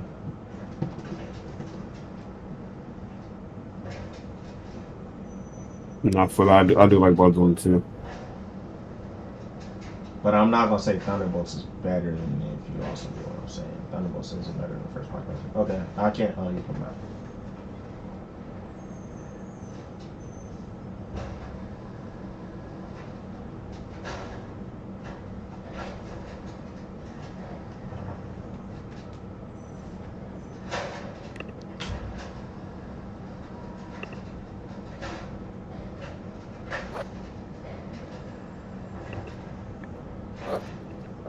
You hear me now? Yeah. Talk again. Yeah, we can hear you. Yeah. What's up? It's like delayed. Is this delayed? Is it? Wait, talk again. Is it delayed still? Yeah, it's delayed. No, talk. Fuck. Oh yeah, it's delayed. Talk. Oh my god. Okay, I'm gonna just leave again and see what happens. You're good. Yeah, better now. Yeah. Woo! Okay. So, back to the point about Wakanda Forever, because I was listening to y'all. I do think there was a Chadwick size hole in the movie as far as like you just wanted that character, that man to be there, right? Because it's his world, and you know the development of having to basically have a Black Panther sequel, and for the first 80% of the movie, 90% of the movie, there is no Black Panther. That hurts the movie a little bit. but I just really think the storytelling of it all, bro, it just did something. And maybe I'm just Ryan Coogler drunk, but that motherfucker knows how to lock you in. Let me get a case No, he of does. Guardians. No, Now- the top two are a far top two for me. Yeah. Well, I think Thunderbolts is up there with them, though, low key. I do. Thunderbolts Not low key. I is do. in- It's high key. Thunderbolts is on the floor in a different room I feel you. for me. Like the other ones got chairs. Okay. Yeah. Here's the case for Guardians. I think with Guardians, if Gamora, if they had the actual Gamora versus the other one, it would have been so crazy, much crazier. Absolutely. Because I do feel like James Gunn got screwed because the Russo brothers decided to kill Gamora, and and I was like, damn, now I gotta do a little something different for my trilogy. That's the thing too. Like, nigga, that wasn't even your character to kill. Like, damn, go kill somebody else, nigga. Go kill Cat. But never do that. Character arc, bro, and like all the trauma that he was dealing with, and that shit was amazing. Quill going back to Earth, and I don't know that. And I love what's her name? What's Gamora's sister name? Nebula. Nebula. I don't know. Felt like a family. I mean, I think we all agree that Phase 3 is the best Marvel phase, right? Yeah. That's the Civil War, Black Panther, Ragnarok, Infinity War, Yeah, Homecoming. Like Endgame. Endgame is the last movie of Phase 3, I think, right? Yep. That's how Phase 3 ends. Yeah, that's peak. Yeah. Peak Marvel. Yeah. No, actually, I'm sorry. The last movie of Phase 3 is Far From Home. Home. Far From Home, Phase 3. You're right. But it was after Jeez, Endgame. bro. Yep. Jeez, bro. What a fate. That's why we're so hard on 4 and 5. I think mostly is because Phase 3 had reached a level in movies that you've never seen a singular company produce like this. Jew, you're falling out of the frame. You're turning into the void. You've never seen a singular company crank out movies the way they did in Phase 3. Like, everything they touched was gold for that little 3-4 year period. It just like they. Did we talk about in the chat how what's his name was spread? Not Kevin Feige. He said said he spread himself so thin that he couldn't even talk to the people who was making these movies and these projects, and they couldn't get no input from them. That's why it's so disconnected. Like, it's like nobody. Right. That's why the fucking I don't understand, because the multiverse. That's why everybody has this different way of how the multiverse started, because nobody got a clear answer. It's so stupid. Exactly. Yo, for anybody who's watching that needs a refresher on the Phase 3 movies, I'm not even talking about the TV shows, just the movies. This ain't in order either, but look, Civil War. No, they are. They're counting the Netflix shit. But that's more. But yeah, all of those movies. All of those. What I mean. Look, just from movies, we got Captain America: Civil War, Doctor Strange, Guardians. What is it, Guardians 2? Yeah, Guardians 2, Spider-Man: Homecoming, Thor: Ragnarok, Black Panther, and Infinity War, Ant-Man and the Wasp, Captain Marvel, Endgame, Far From Home. Yeah, bro. There's not one bad movie in there. Now, some people might say, I don't like this one as much as that one, but all of those movies are enjoyable. To me, anyway. And they're all bangers. Yeah. It ain't this phase got 3-4 movies that I'll never watch again if y'all paid me to watch it. What would we consider the worst movie of Phase 3? And the Wasp, probably. Or Captain Worst movie of Phase 3? Good. Probably Ant-Man and the Wasp, just because it's hard to really compete with all of these, because all of these other movies are basically classics, bro. Like, most of these are classic movies. Except Captain Marvel, it made $1 billion, but it was off of the Infinity War hype. I enjoy Captain Marvel. I enjoyed it. I'm not saying it's not like a goated or anything. Yeah, but I'm talking about everything else in here, Civil War and fucking all them other movies. Facts. That's shit. That's it right there, man. But Walton Goggins is in Ant-Man and the Wasp, so I can't hate on it too much. That boy's killing it right now. I think every movie in that phase was enjoyable, but I think it's easily that's what I'm getting at. Yeah. But Every if that's other- the la- every- if that's every- the every worst other movie, that phase- says it's how good it Says is. a lot. If you get what I'm saying. Because that would probably be up. Every there. other- Every other phase has at least one stinker. Yeah. We'll say That's one just- stinker. Huh? Phase We'll one had say the one Incredible stinker. Hulk. I think that's a stinker to me. Thor. I feel Thor. Love And Iron Man Thor, 2. A lot of people don't like Iron Man 2. Thor Dark World is phase 2 stinker. Phase 2. Yeah, phase 2. Mhm. So yeah, every phase has at least one movie where it's like that Iron Man movie's 2 is boring, but it has Tony Stark, so.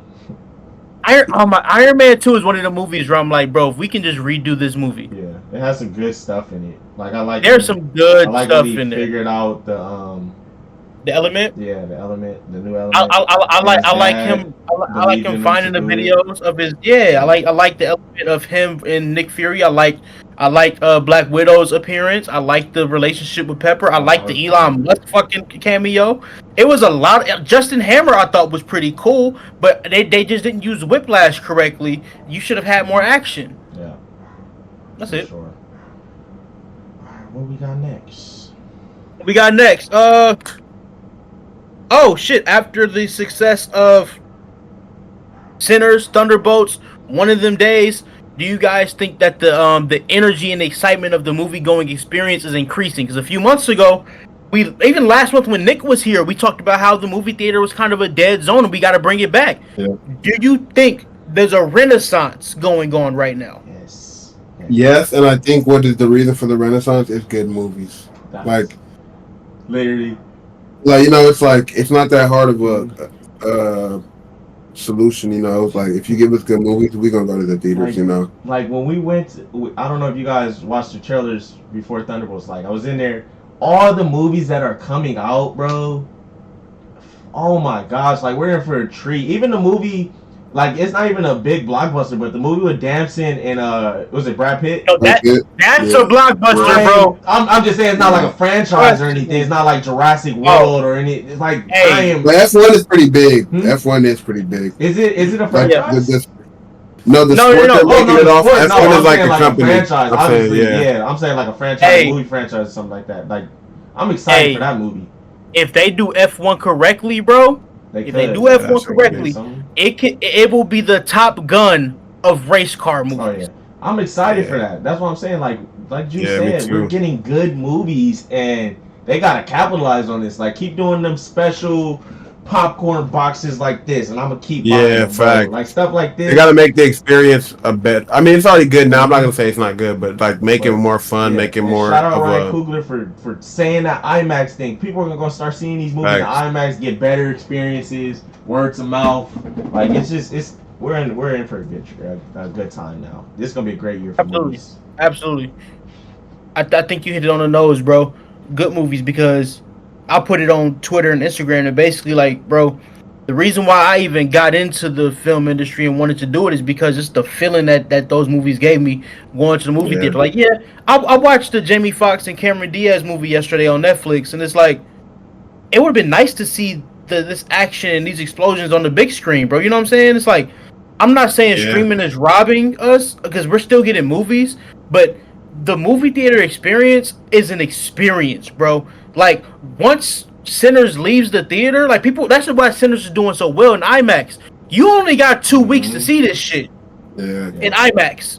So people are like, I have to see it that way in its purest form, and that's what it's about. Now, if you put out a bunch of movies, I'll see it when they come out. It's the same when it's out. Like, I see it on Netflix. I see it on HBO Max. It's the same on your little tablet or your little Too many movies. Because back in the day we used to have straight to VHS movies.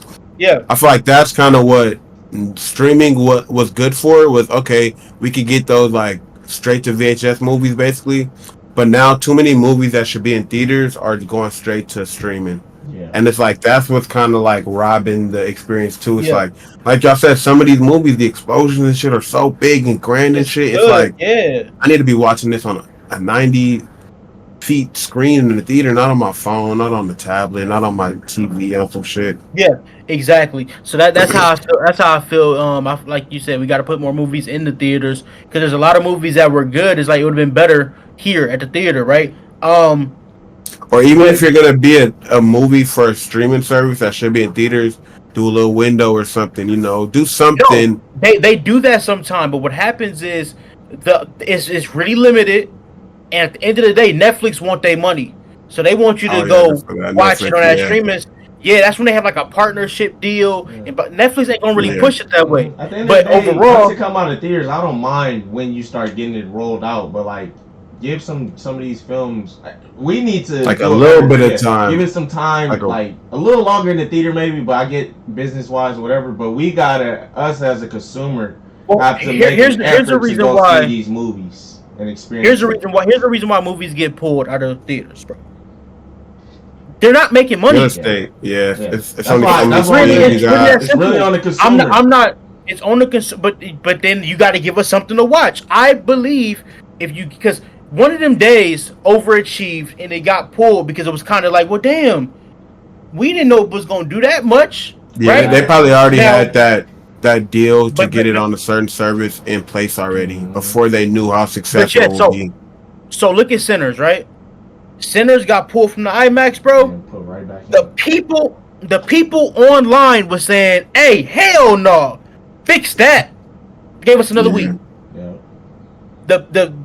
We're partners, bro. We're partners with these companies. Give us what we want, and we gonna give you what y'all want. Y'all want asses in seats? Give us some movies to sit down for. Like you said, F1 is coming out. Mission Impossible always hits. What was the other one that I saw?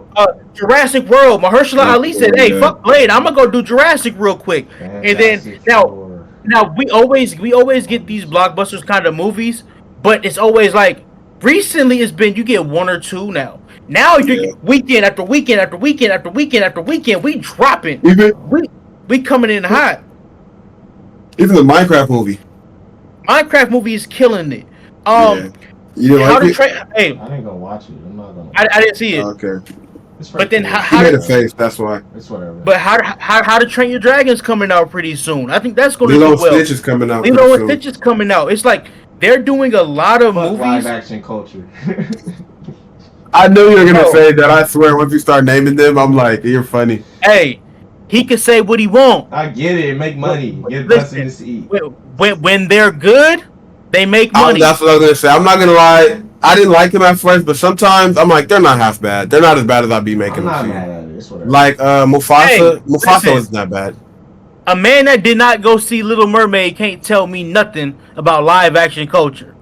Bro, I didn't see that either. I didn't do that like intentionally. It just. But I'm just saying, you saying fucking you didn't even watch. You watched the source material. I watched the actual Little Mermaid. I didn't watch the live action. That's what I'm saying. You can't hate on a movie you ain't even watched. I'm not hating on it because I've only seen like the only live action. The bar is higher for me when I'm watching the live action remake. Yeah. I need you to blow me out. The only live action remake that I actually went to the theater to go watch, I spent my money on was Aladdin. We know. And it was because of Will Smith. Like we know. I didn't even see that. That was the only one I went to go see because it was Will Smith. But like I've seen the story already. I'm like, if they did something new with the live action, I like that more. I would like that more. Like, give me something different than the story that I already know and I've watched. Okay. Did you go see Mufasa? No. Have you seen it? The nigga asked for a new story. Yeah, I know. I've seen it. No, I've seen it at home. I didn't go pay my money to go see it. No. Oh, okay. That's what we're talking about. Huh? You know why I didn't go though? Because this nigga Mufasa was adopted. You asked for a new story. I didn't want it to be adopted. I didn't agree with the take on it. 30 seconds ago, you asked for a new story. Why is he adopted? I thought it was a good story though, even with the adopted take.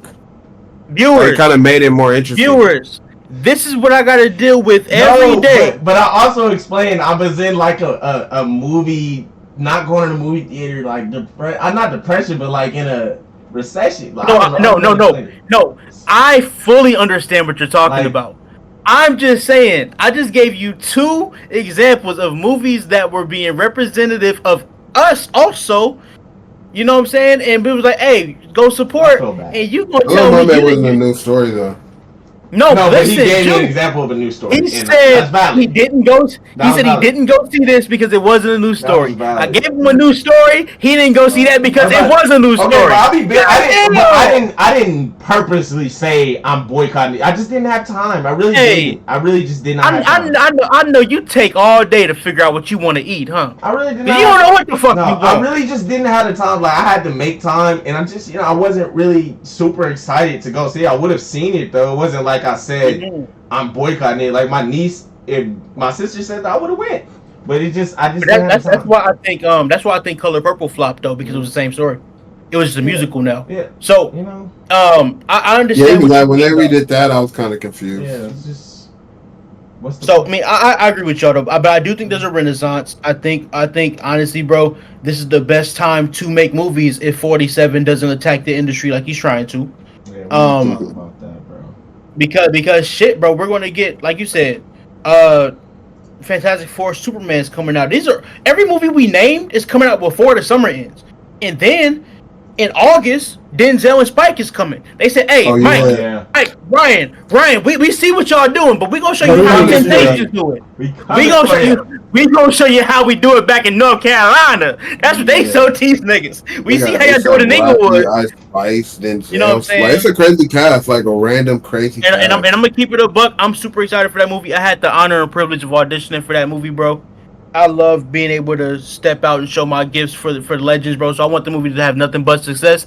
But after that, Jordan Peele coming. You want to leak anything to get back at that? Oh, Spike don't give real scripts, nigga. Hell no. Spike gave me a fake ass script. I think it was anyway. I don't remember, but it was like almost 2 years ago. But yeah, Jordan Peele's popping out with Marlon Wayans, and then there's a horror movie called Weapons. Weapons script allegedly was so good that Jordan Peele wanted to buy it, and when he lost the bidding war, he fired half of his team. I heard that too. I'm curious. That's the fall. So we got movies for the rest of the year, and then obviously, once November, December come, that's when the Oscar movies come out. Now that's why I said last week, Jew, you weren't here. I said if I'm Ryan Coogler, if I'm Warner Brothers, I'm pitching to re-release Sinners in October to take over Halloween. Yeah. To get back on their memories. And you know what else they should do? I feel like everyone is fucking with it so much. They should do a lot more. They should do like physical media when they're putting it on streaming. They should also sell DVDs and shit. Like bring back that old feeling, because I feel like people just kind of brought back a nostalgic like feel for movies in my opinion. Do like a. Sinners are doing pre-orders on Blu-ray and picture books. But they could do something Blu-ray really cool, like maybe sell script. I don't know, the scripts or something cool, like to make it where people will buy it, like, and it'll be like a collector's thing. I have the Get Out script in here somewhere. Let me see. Is it over here? Is that it? No, that's not it. That's my August Wilson scripts. Yeah, I have the Get Out script in here somewhere. So some movies do that. It's just not a consistent thing as we would want it to be. You know what I'm saying? I would definitely want to bring that back. Bro, the money I would pay to get the Sinner script just so I can read it? Because I want to read the music scene. Yeah. I gotta see how he wrote it. Because how do you write this shit on paper, bro? Yeah. How? I think that's something that I want to develop and learn. So I would love to see how you put that to paper and then explain. That would be a dope thing. What you guys think about these tariff situations, bro? Okay. You see, Trump is proposing to put 100% tariffs on any movie filmed outside of America. That you want to know? I want to say two things. You want to go first? I am like, at first I was like, what the fuck? But like now I'm kind of seeing his point of view with it, because it is like every movie that we seem to be filming is like out of the country. Like the Avengers Doomsday is filming in London, Odyssey, London, and I get it. We got a lot of actors from the UK and everything, so it's not even crazy. But like he's not even fully sure. That's why they're doing it though. Huh? The thing is, like, I understand kind of where he's trying to come from, because this is what they were kind of saying about California recently. It's like, if we don't do something soon, we're gonna lose the film industry and the TV industry, and that's like we might not saying this is gonna happen, but we might end up like Detroit in a sense where they lost their industry and they became like a shell of themselves. Yeah. So I do think we need to do something in terms of like bringing the film back to where it's supposed to be, like LA. But what that's gonna take is like tax cuts, giving them breaks and shit, and that's why people shoot in London and shit. They give them a lot of tax credits and shit for that shit, so like, they're really saving money. Tariffs the way though. That's not the solution. That's not the solution. I feel like his solution is trying to charge people more when it should be charge them less in a sense, you know, so they could want to come back over here instead of like trying to force them. Like why? Because really, like you're just gonna make them. You're gonna make it more expensive. Cut corners to spend less in a sense instead of actually trying to like give you more, you know. I think. It's so really I think it's stupid, and I think he thinks he's smarter than he is, and he thinks like his ideas. Getting rid of the cheap, effective way to do it. Like, no, you're gonna spend the money regardless, or you're gonna go out there and spend more. Like, it's stupid. It's not this right solution, but he's in the right headspace of like we need, like you say. Bring stuff back over here. I do feel that, but this is for sure not the right way. Genuinely don't. And what if there's some shit you have to shoot outside of LA, exactly. like not LA, but outside of America? Like who are you even charging? I'm shooting a movie about something in Japan or somebody in Japan, you know. But I'm an American company. But do you want me to go spend more money to make a Japanese set when I could just go shoot my movie in Japan? Like, I think it makes things weird. I see. You said who are they charging? Yeah, because I've read that he's not even fully sure who would be getting hit with the tariffs. It's interesting because what happens is if I bring a $100 million movie to your country, and we're paying for your resources and paying for your lands and paying for your space, who's getting the money? They are. So that's who's going to be getting taxed more than likely. The nations, if he's doing it logically, it would be the nations that's benefiting from us. Hey, homie, let's think about basic game. We're taxing the money that we're giving you. But I don't think that's what the tariff is going to be. I think it's going to be on the maker of the movie, trying to bring it over now, here. If they do that, I mean that could work. Because it's like the China tariff thing. It's like when you order something from China now, it's like the tariff falls on you. You know, and the way you would save money would just be ordering it in America. I think it's a little bit of everything. It's like if you charge them, then they charge you, and then the charge you is going to come charge somebody else. Everybody's going to tax each other. 100% tariff. It's a domino effect. What does that even like? Does that mean I have to basically pay double? And if your movie costs $100 to make, you gotta pay $100. Yeah, you gotta pay $100 tax. Yeah, that is fucking crazy. You know why it doesn't make sense? This is why it doesn't make, because nobody's going to pay 100% on anything, exactly. Right? That's why he's making it an outlandish number. He feels this will stop it. But I'm gonna tell you, this is three things. Let me get through this really quick. I'm listening to y'all, but it's three things that's been standing out to me since I've read all of this stuff. Right? One, the reason why it will crush the movie industry for him to do that is because a lot of these big budget movies are paid for at least a year before they even start shooting. Money is already committed to location. Money is already located to teams. If you stop these productions, you're going to lose hundreds of millions of dollars, which some companies will not recover from. And if you hit Disney a couple times, it's going to hurt them in a way you might not be able to recover from. Because even in the movies that bombed, right? Let's say Ant-Man bombed. The budget was $200 million. Well, they made $200 million. So even though they made a loss a little bit, they still money was what they made. No, but imagine if you don't even get your theater money back. You don't even finish the movie. You just lose. But so I got another one, right? Oh, what's up? I was gonna say the price of shit is just gonna go up too, like ticket prices for movies, like anything revolved around movies now. Any of the prices of everything is just gonna go up, and it's gonna fall on us. Okay, so here's another thing. Why did a lot of the production leave Los Angeles, not America, Los Angeles, and move to Atlanta and Chicago? Why did Marvel move? Got cheaper. Or no, why did cheaper? So the reason why it has something to do with it. But it's not even just that. Filming on location in certain places cost more than others. In LA is still the leader in sound stages, but if you want to be outside in the field, Atlanta's better, Chicago's better. Fucking Sinners just got filmed in New Orleans, right? Or Louisiana. So that's another thing. Then the aesthetic of the location. Okay, do we want location shoots or do we want 100% CGI? If you force everything to stay here in America, there's going to be shots. The Odyssey is specifically filming in Italy and places like that because the locations in the book resemble it. You don't have to rebuild. You don't have to rebuild places. Some of these places still exist. In Sinners, you didn't have to rebuild the Mississippi town. It still exists. So it's just things that you would have to do more of. You have to CGI more. You have to build more.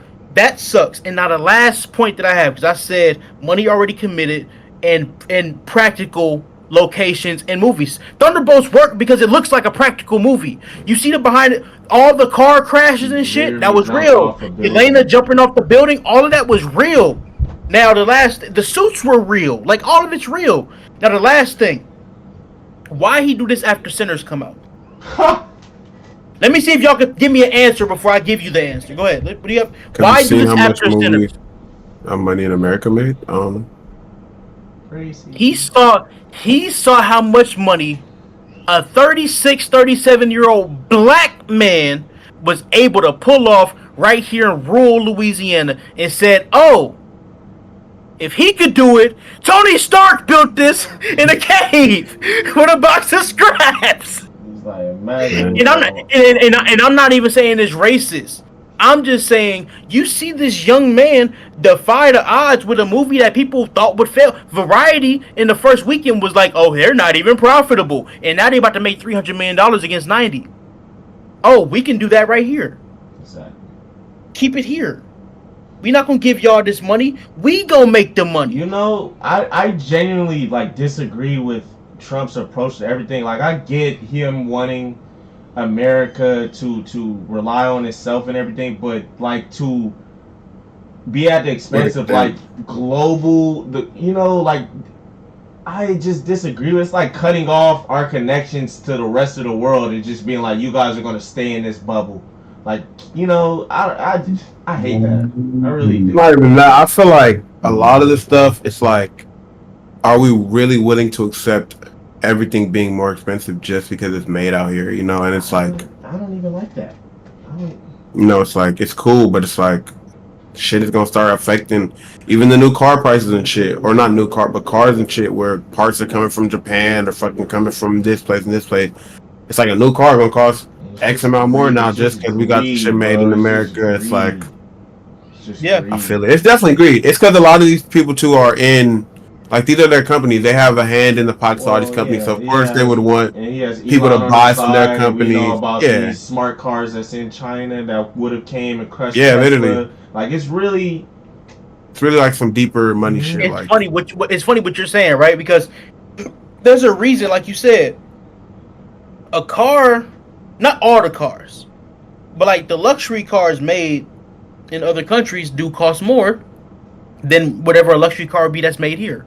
That's a fact, because you got to tax to get it in, tax to get it out, which is why you make iPhones in these other countries. You bring it over here. Oh, now it's $1,000. It don't cost that much money. It's like you said. Once you push stuff through the assembly line enough times, each time you push it through, the value of it goes up because now more hands than touched it, more travel. Yeah. You know what I'm saying? All that shit, right? That's more middlemen and shit. More people gotta eat. Which is why, Doomsday. Yeah, you gotta pay for the actors too, but why do you have to pay these actors even more? Because you're paying them to go over there. Yeah. So overall, more money is going out to these countries, and they're benefiting from it. They feasting on it. But bro, I just think there'll be more harm than good, especially immediately. Because what happens if you make all these companies lose $500 million? Companies start filing for bankruptcy, selling their company. It's then what? Do you want a percentage of something or 100% of nothing? Exactly. It's that simple. Trump wants everything to be in house, but you don't realize, bro. That shit, bro. We've already went through 2 major collapses in Hollywood, and both of them have a lot to do with why the movie theater died. Let's be real. COVID and then the strike. Those two things slowed down production so much that movies were not being produced. If we had a lull of bad movies, we can't afford another one, bro. This would be like I protest that shit. Mean, he needs to get impeached, bro. He did this. This is 4 months in, bro. They impeached him 2 or 3 times last time, and he still finished his term. They impeached him in the first year. This is 4 months in, bro. Imagine a year. Imagine his whole term. Absolutely. Yeah, we're fucked. So yeah, bro. We're actually all of the hype and the happiness that we have, bro. Like if he passes this, it can kill it. We better enjoy this year. Because could you imagine Doomsday stopping production right now? Because in the Odyssey right now, and the Odyssey's halfway finished. Just imagine he passes. This I don't think they would stop production though, just because, like you said, they already put so much money into it. But I think, like I was saying earlier, it's gonna. If they, I think they are, but the money is gonna. The cost is I'm just down saying, the way Trump is moving, bro. Think about it. Quickly. How much did we pay for them Sinners tickets? Right, that was $30 for IMAX, right?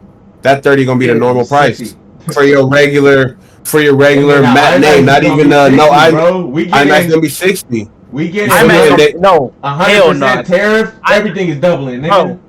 They getting 100%. They getting 100% tariff. Our shit always go up higher than the more. Yeah, cost, it's gonna probably be 100. Yeah, like IMAX ticket's gonna be $130. Fact. The movie, and then they're just like try to advertise it like, oh, these are the biggest screens in the world. Make sure you know it's gonna trickle down to us. You know. It's ridiculous. Yep, absolutely. And that's why I don't like when they do shit like that, because I'm like, it's never gonna. The money never comes out the pockets of the rich niggas. It comes out the pockets of the consumer. You know.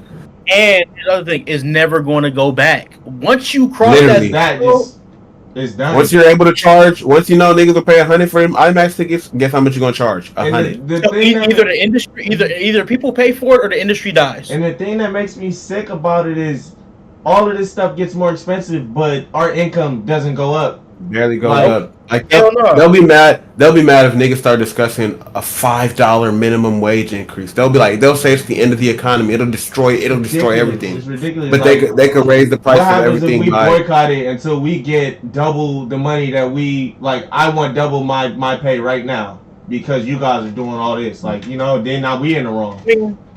They have union strikes all the time, but shit, it don't solve nothing. You get an extra 50 cents, a little bit more insurance benefits. I remember when we were in when we had just graduated high school. I think minimum wage was maybe $10 or $11, and they were saying by 20 something it'll be 15, and niggas were angry. Niggas was like, yo, what? We finna be paying them 15, and it's like thinking about that now. That's not even that much of a livable. That's not even a livable wage. You can't live off that. Is that minimum wage right now? I think minimum wage is 16 something. It's 16.70. That is sick, bro. Yeah. Man. That is crazy. In LA. They literally just did a study that said nowhere in the country could you afford a 1-bedroom apartment off of 40 hours a week on minimum wage. You cannot live. You need that's jobs. Crazy. It didn't used to be like roommates. That. You need multiple jobs and roommates. Absolutely. And you still might not be able to afford that shit. That's ridiculous. And they want to raise this shit some more. So fun. Literally, why they do this when we adults? That's what we. What was the tweet? Y'all see the tweet that was talking about? We paying for our OG sins. We for sure are, bro. Ridiculous. Hey, what else we got that y'all want to get into before we get up out of here? Anything else y'all want to get to? GTA 6 trailer just dropped. Oh yeah, are y'all excited about GTA 6? Scale of 1 to 10, what's your excitement level? I stopped thinking about it, bro. I was like that too before I seen the trailer. After the delay, I was like, yeah, fuck this game. And then the trailer came out. I was like, let's go! Literally same. The graphics, I was like, dude, amazing. It looks real. And I couldn't even tell that was a video game in some of those scenes.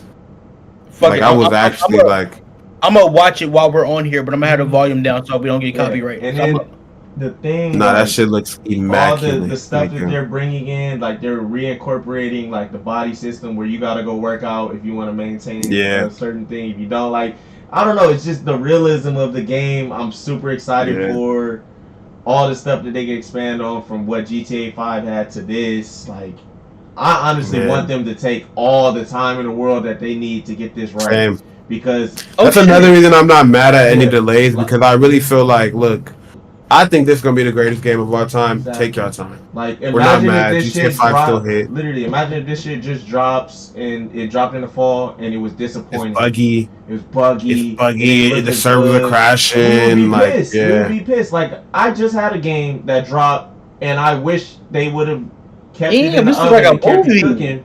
Just fucking Sparking Zero. Like, there's so much stuff in that game that they just did not put in it, and it's because I know they rushed the fuck out of it.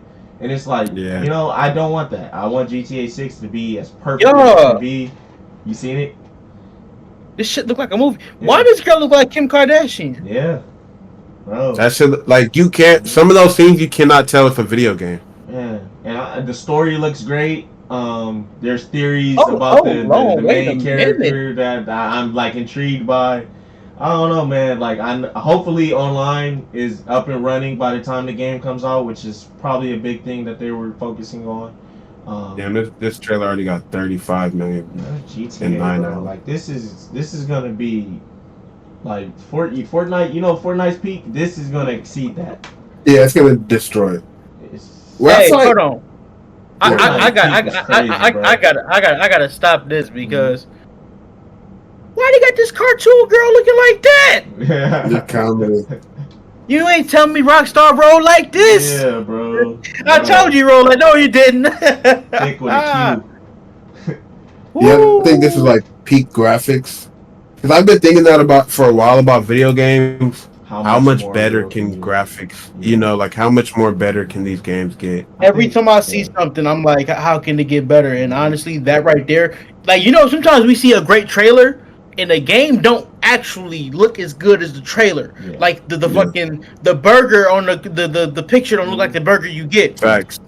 If this game really looks like this, I don't know how you beat it. I think the thing is you have to make sure you have a monitor or a TV that can support it to look like this, because a lot of times it's really like you gotta have everything in order for it to look as good as it looks in trailer and stuff like that. So, bro, I'm super excited.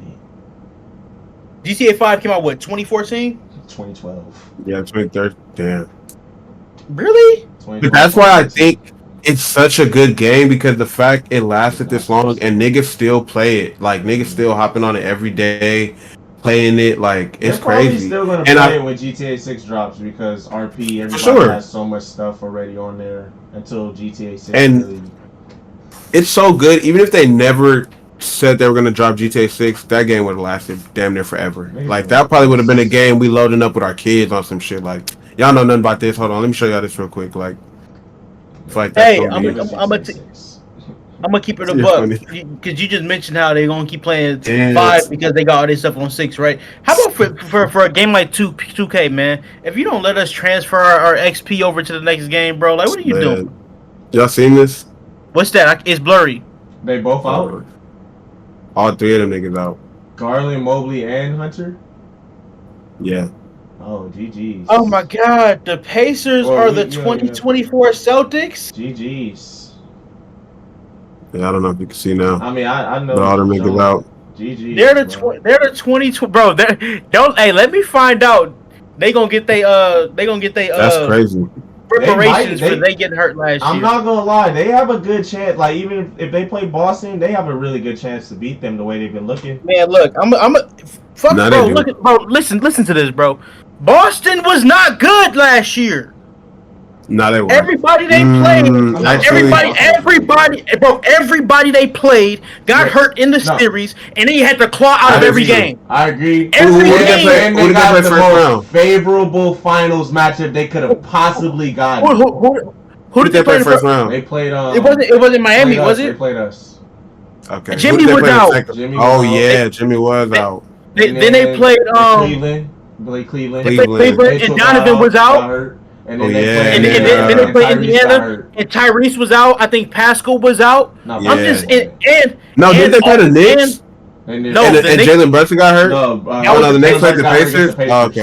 Yeah. You're right. What I'm saying is, every round Boston played last year, somebody significant, if not their best player, missed enough time to where it impacted the series. And those games were still dogfights. They got the most favorable finals matchup, too. Like, they avoided T-Wolves, they avoided Denver, and they got the Dallas Mavericks, who was a team that's was perfect. They played a my turn, your turn team.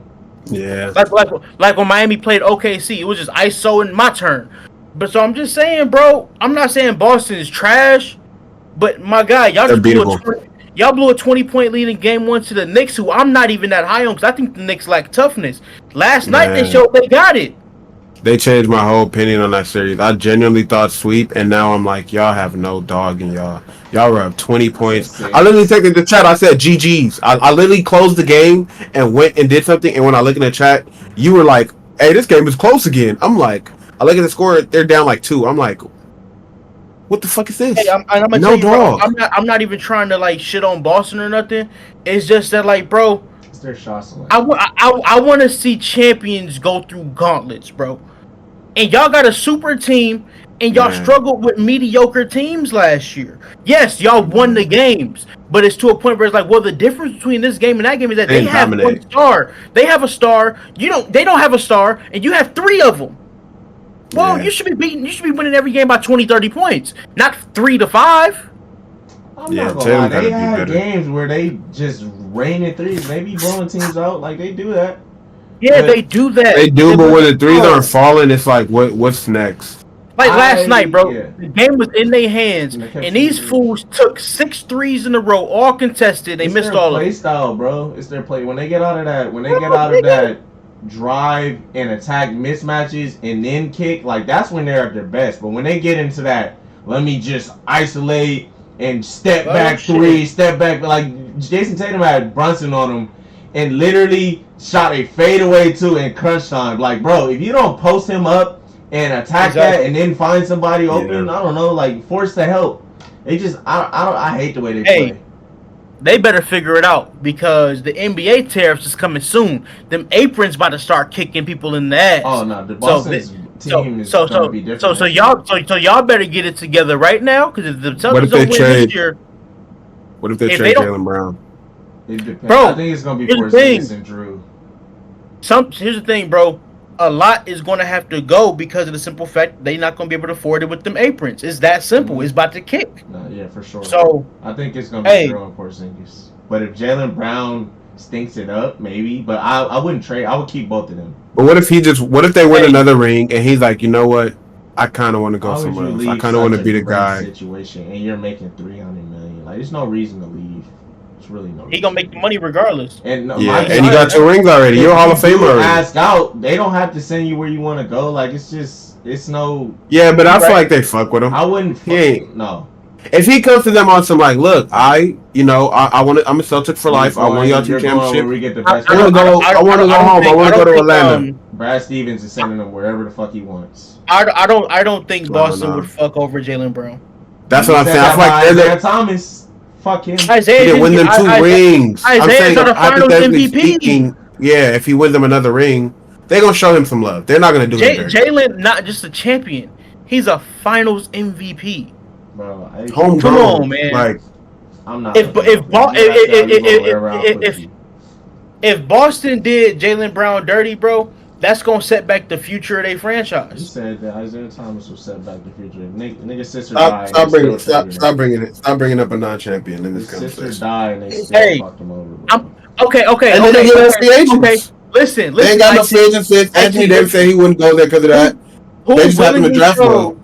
Who willingly chose to go to Boston? They got lucky that Brooklyn's draft picks turned into Brown and Tatum. They got lucky. They did Paul Pierce and KG a solid. They sent them to Brooklyn. As soon as Kyrie got a chance to leave, he got the fuck out. AD was available. He said, hell no. I'm Jaylen Brown. There's no reason I'm fucking up a good situation. I agree, though. I don't think he should. But I want to get rid of I've seen niggas do that where it's like, look, low-key, I want to try something else. I've won being the second option. Now let me try to be the man somewhere. Regret it. Kyrie was like, he wish he could have. He was. Yeah, Kyrie regretted it definitely, but Kobe didn't regret it. Not saying he left, but he didn't. He wanted to be the man. He didn't regret. Kobe told them niggas, if you keep him, I'm out. So that's leaving, basically. They just listen. I just think Jaylen Brown's situation a little different. Like Tatum's not that much better than him.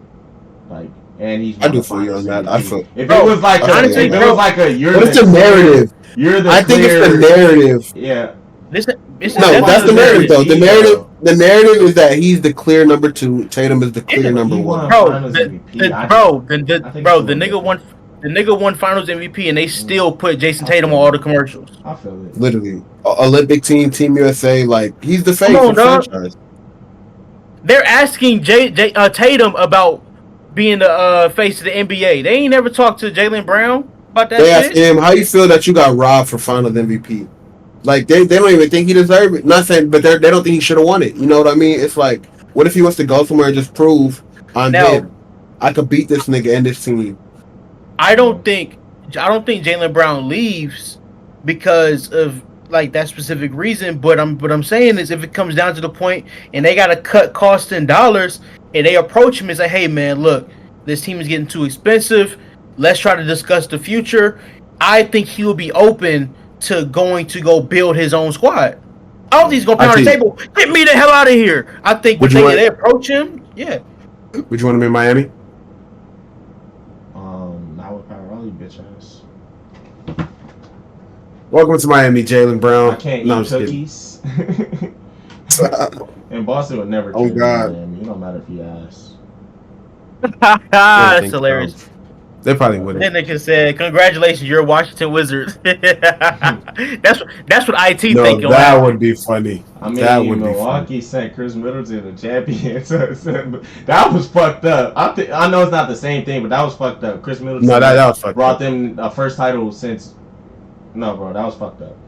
They did him dirty, and they did it for Kuzma. I think that's what's the dirty. The dirtiest part is who they did it for. Yeah. Good. Like they sent him to the worst place possible. Like, it's just, no, I feel that. I think that was disrespectful. Like, if I was him, I would have been like, you know what? For Portland, got sent if you to trade Milwaukee when he asked for Miami. Like, it's just, I just think there's examples of teams doing fucked up shit. I'm not saying Boston. That was some spiteful shit about Dame. Yes, but nigga, you got sent to play with Giannis. You can live with that. That is also true. You got sent to a place he didn't want to go. He got a divorce. But like, with a top 5 player. Up. Maybe his wife maybe he wouldn't have got a divorce if he went to Miami. I don't know. You're funny. She would have reconsidered. Yeah, she was like, let's go to Miami. She wouldn't have got the divorce if he wasn't texting Glorilla. Anyway, Man, she heard that voice over the phone. She said, I know that voice. Hey, hold on. You said that was one of the homeboys. No, I said he sounded like one of the homeboys. I said she like one of the homeboys, like personality wise. She's smooth. Hey, so yeah, bro. I think sending the nigga to go play with Giannis is not a punishment. I don't give a fuck where they play at. Now if you send him to Sacramento, you know what I'm saying, or send him to who else? Who else is Washington, or you send him to Charlotte or some shit like that, or Utah. Now we got some problems. Or New Orleans. New Orleans. Send a nigga to New Orleans. I literally feel like if the Pelicans win the lottery, Cooper Flag should dead ass say, "I do not want to go to the Pelicans." Yeah. Like, he should pull a Eli. Shit. Or what they said about the door. Go to the meetings and say, "Fuck y'all." No, stay on the table and say, "I'll piss on y'all trophies." He should dead ass go over there and go and wild out. Man, fuck this franchise. Oh my mama, y'all some hoes. Hey, most definitely. I ain't never gonna put on a. Hey, y'all got any final thoughts before we get up out of here? Anything y'all want to leave us with? I want to just say, shout out my dog, bro. Ashton Jency, welcome to the black hole, brother. Hey, I just seen an interview with Josh Jacobs talking about leaving the Raiders. You know, it's crazy. I was just watching that. Yeah. He said he had just built a house, like a brand new house from scratch, and like, exactly. That should make me just think how like it is crazy how you do gotta just uproot from one city and the next day you have to literally move somewhere else. Like he said he was part of the community. He was buying franchises of certain shit. Like he thought he was gonna be there for years. Now you went from Vegas to Wisconsin. That's why I do feel. I was thinking that too. I'm like, damn! Imagine having to go to you Wisconsin. Gotta feel for their mental. Like they're rich and everything. But like that shit is not. Sometimes you it's just gotta like pick up and just leave. And sometimes you gotta leave your family. Yeah, a lot of them, especially when they're older, they don't even be bringing their family along. You know. Said, I think when he left, he had to leave his family. He didn't see them for like a couple of months. Yeah, because also too, if you get traded mid-season, they can't immediately follow you because of school and shit. You feel me? So certain shit where you're just like, damn, like, and also too, you got to think about it. You got to find a new everything, a new grocery store, a new person to wash your car, a new park to go look at if you want to chill. You know, you got to find a new everything. So much, bro. It's like, yeah, you got sent to LA, but fuck, bro, you was there for different like, vibe. 6-7 years. Damn, they grew up there in America. You know, like. Yeah. You probably got a spot you go to when you're hungry. You know where this at. You know where that. Like your routine is. You know, this is your city. And then you get a call, and now you're across the country in a whole nother city, whole different vibe, whole different everything. They don't even got the stores you like. They don't even sell the things you know. It's like, damn, what the fuck? If I'm Luka, I'm getting a no trade clause in my fucking deal. It's not. They don't need to get that. No, nigga. He just needs a no Nico clause. That's it. Yeah, something. Man. No Nico clause. That's it. Hey. It has been real, everybody, ladies and gentlemen. It's episode 24 of Attention to Detail podcast, man. Make sure you like, comment, subscribe, hit the notification bell, man. Tap in with us. Episode 25 coming out. That's our quarter episode. And we might have something special for you. We're going to figure that out along the way as we get there. It's your boy, Jew, IT, and I am Cam. We out of here. Peace.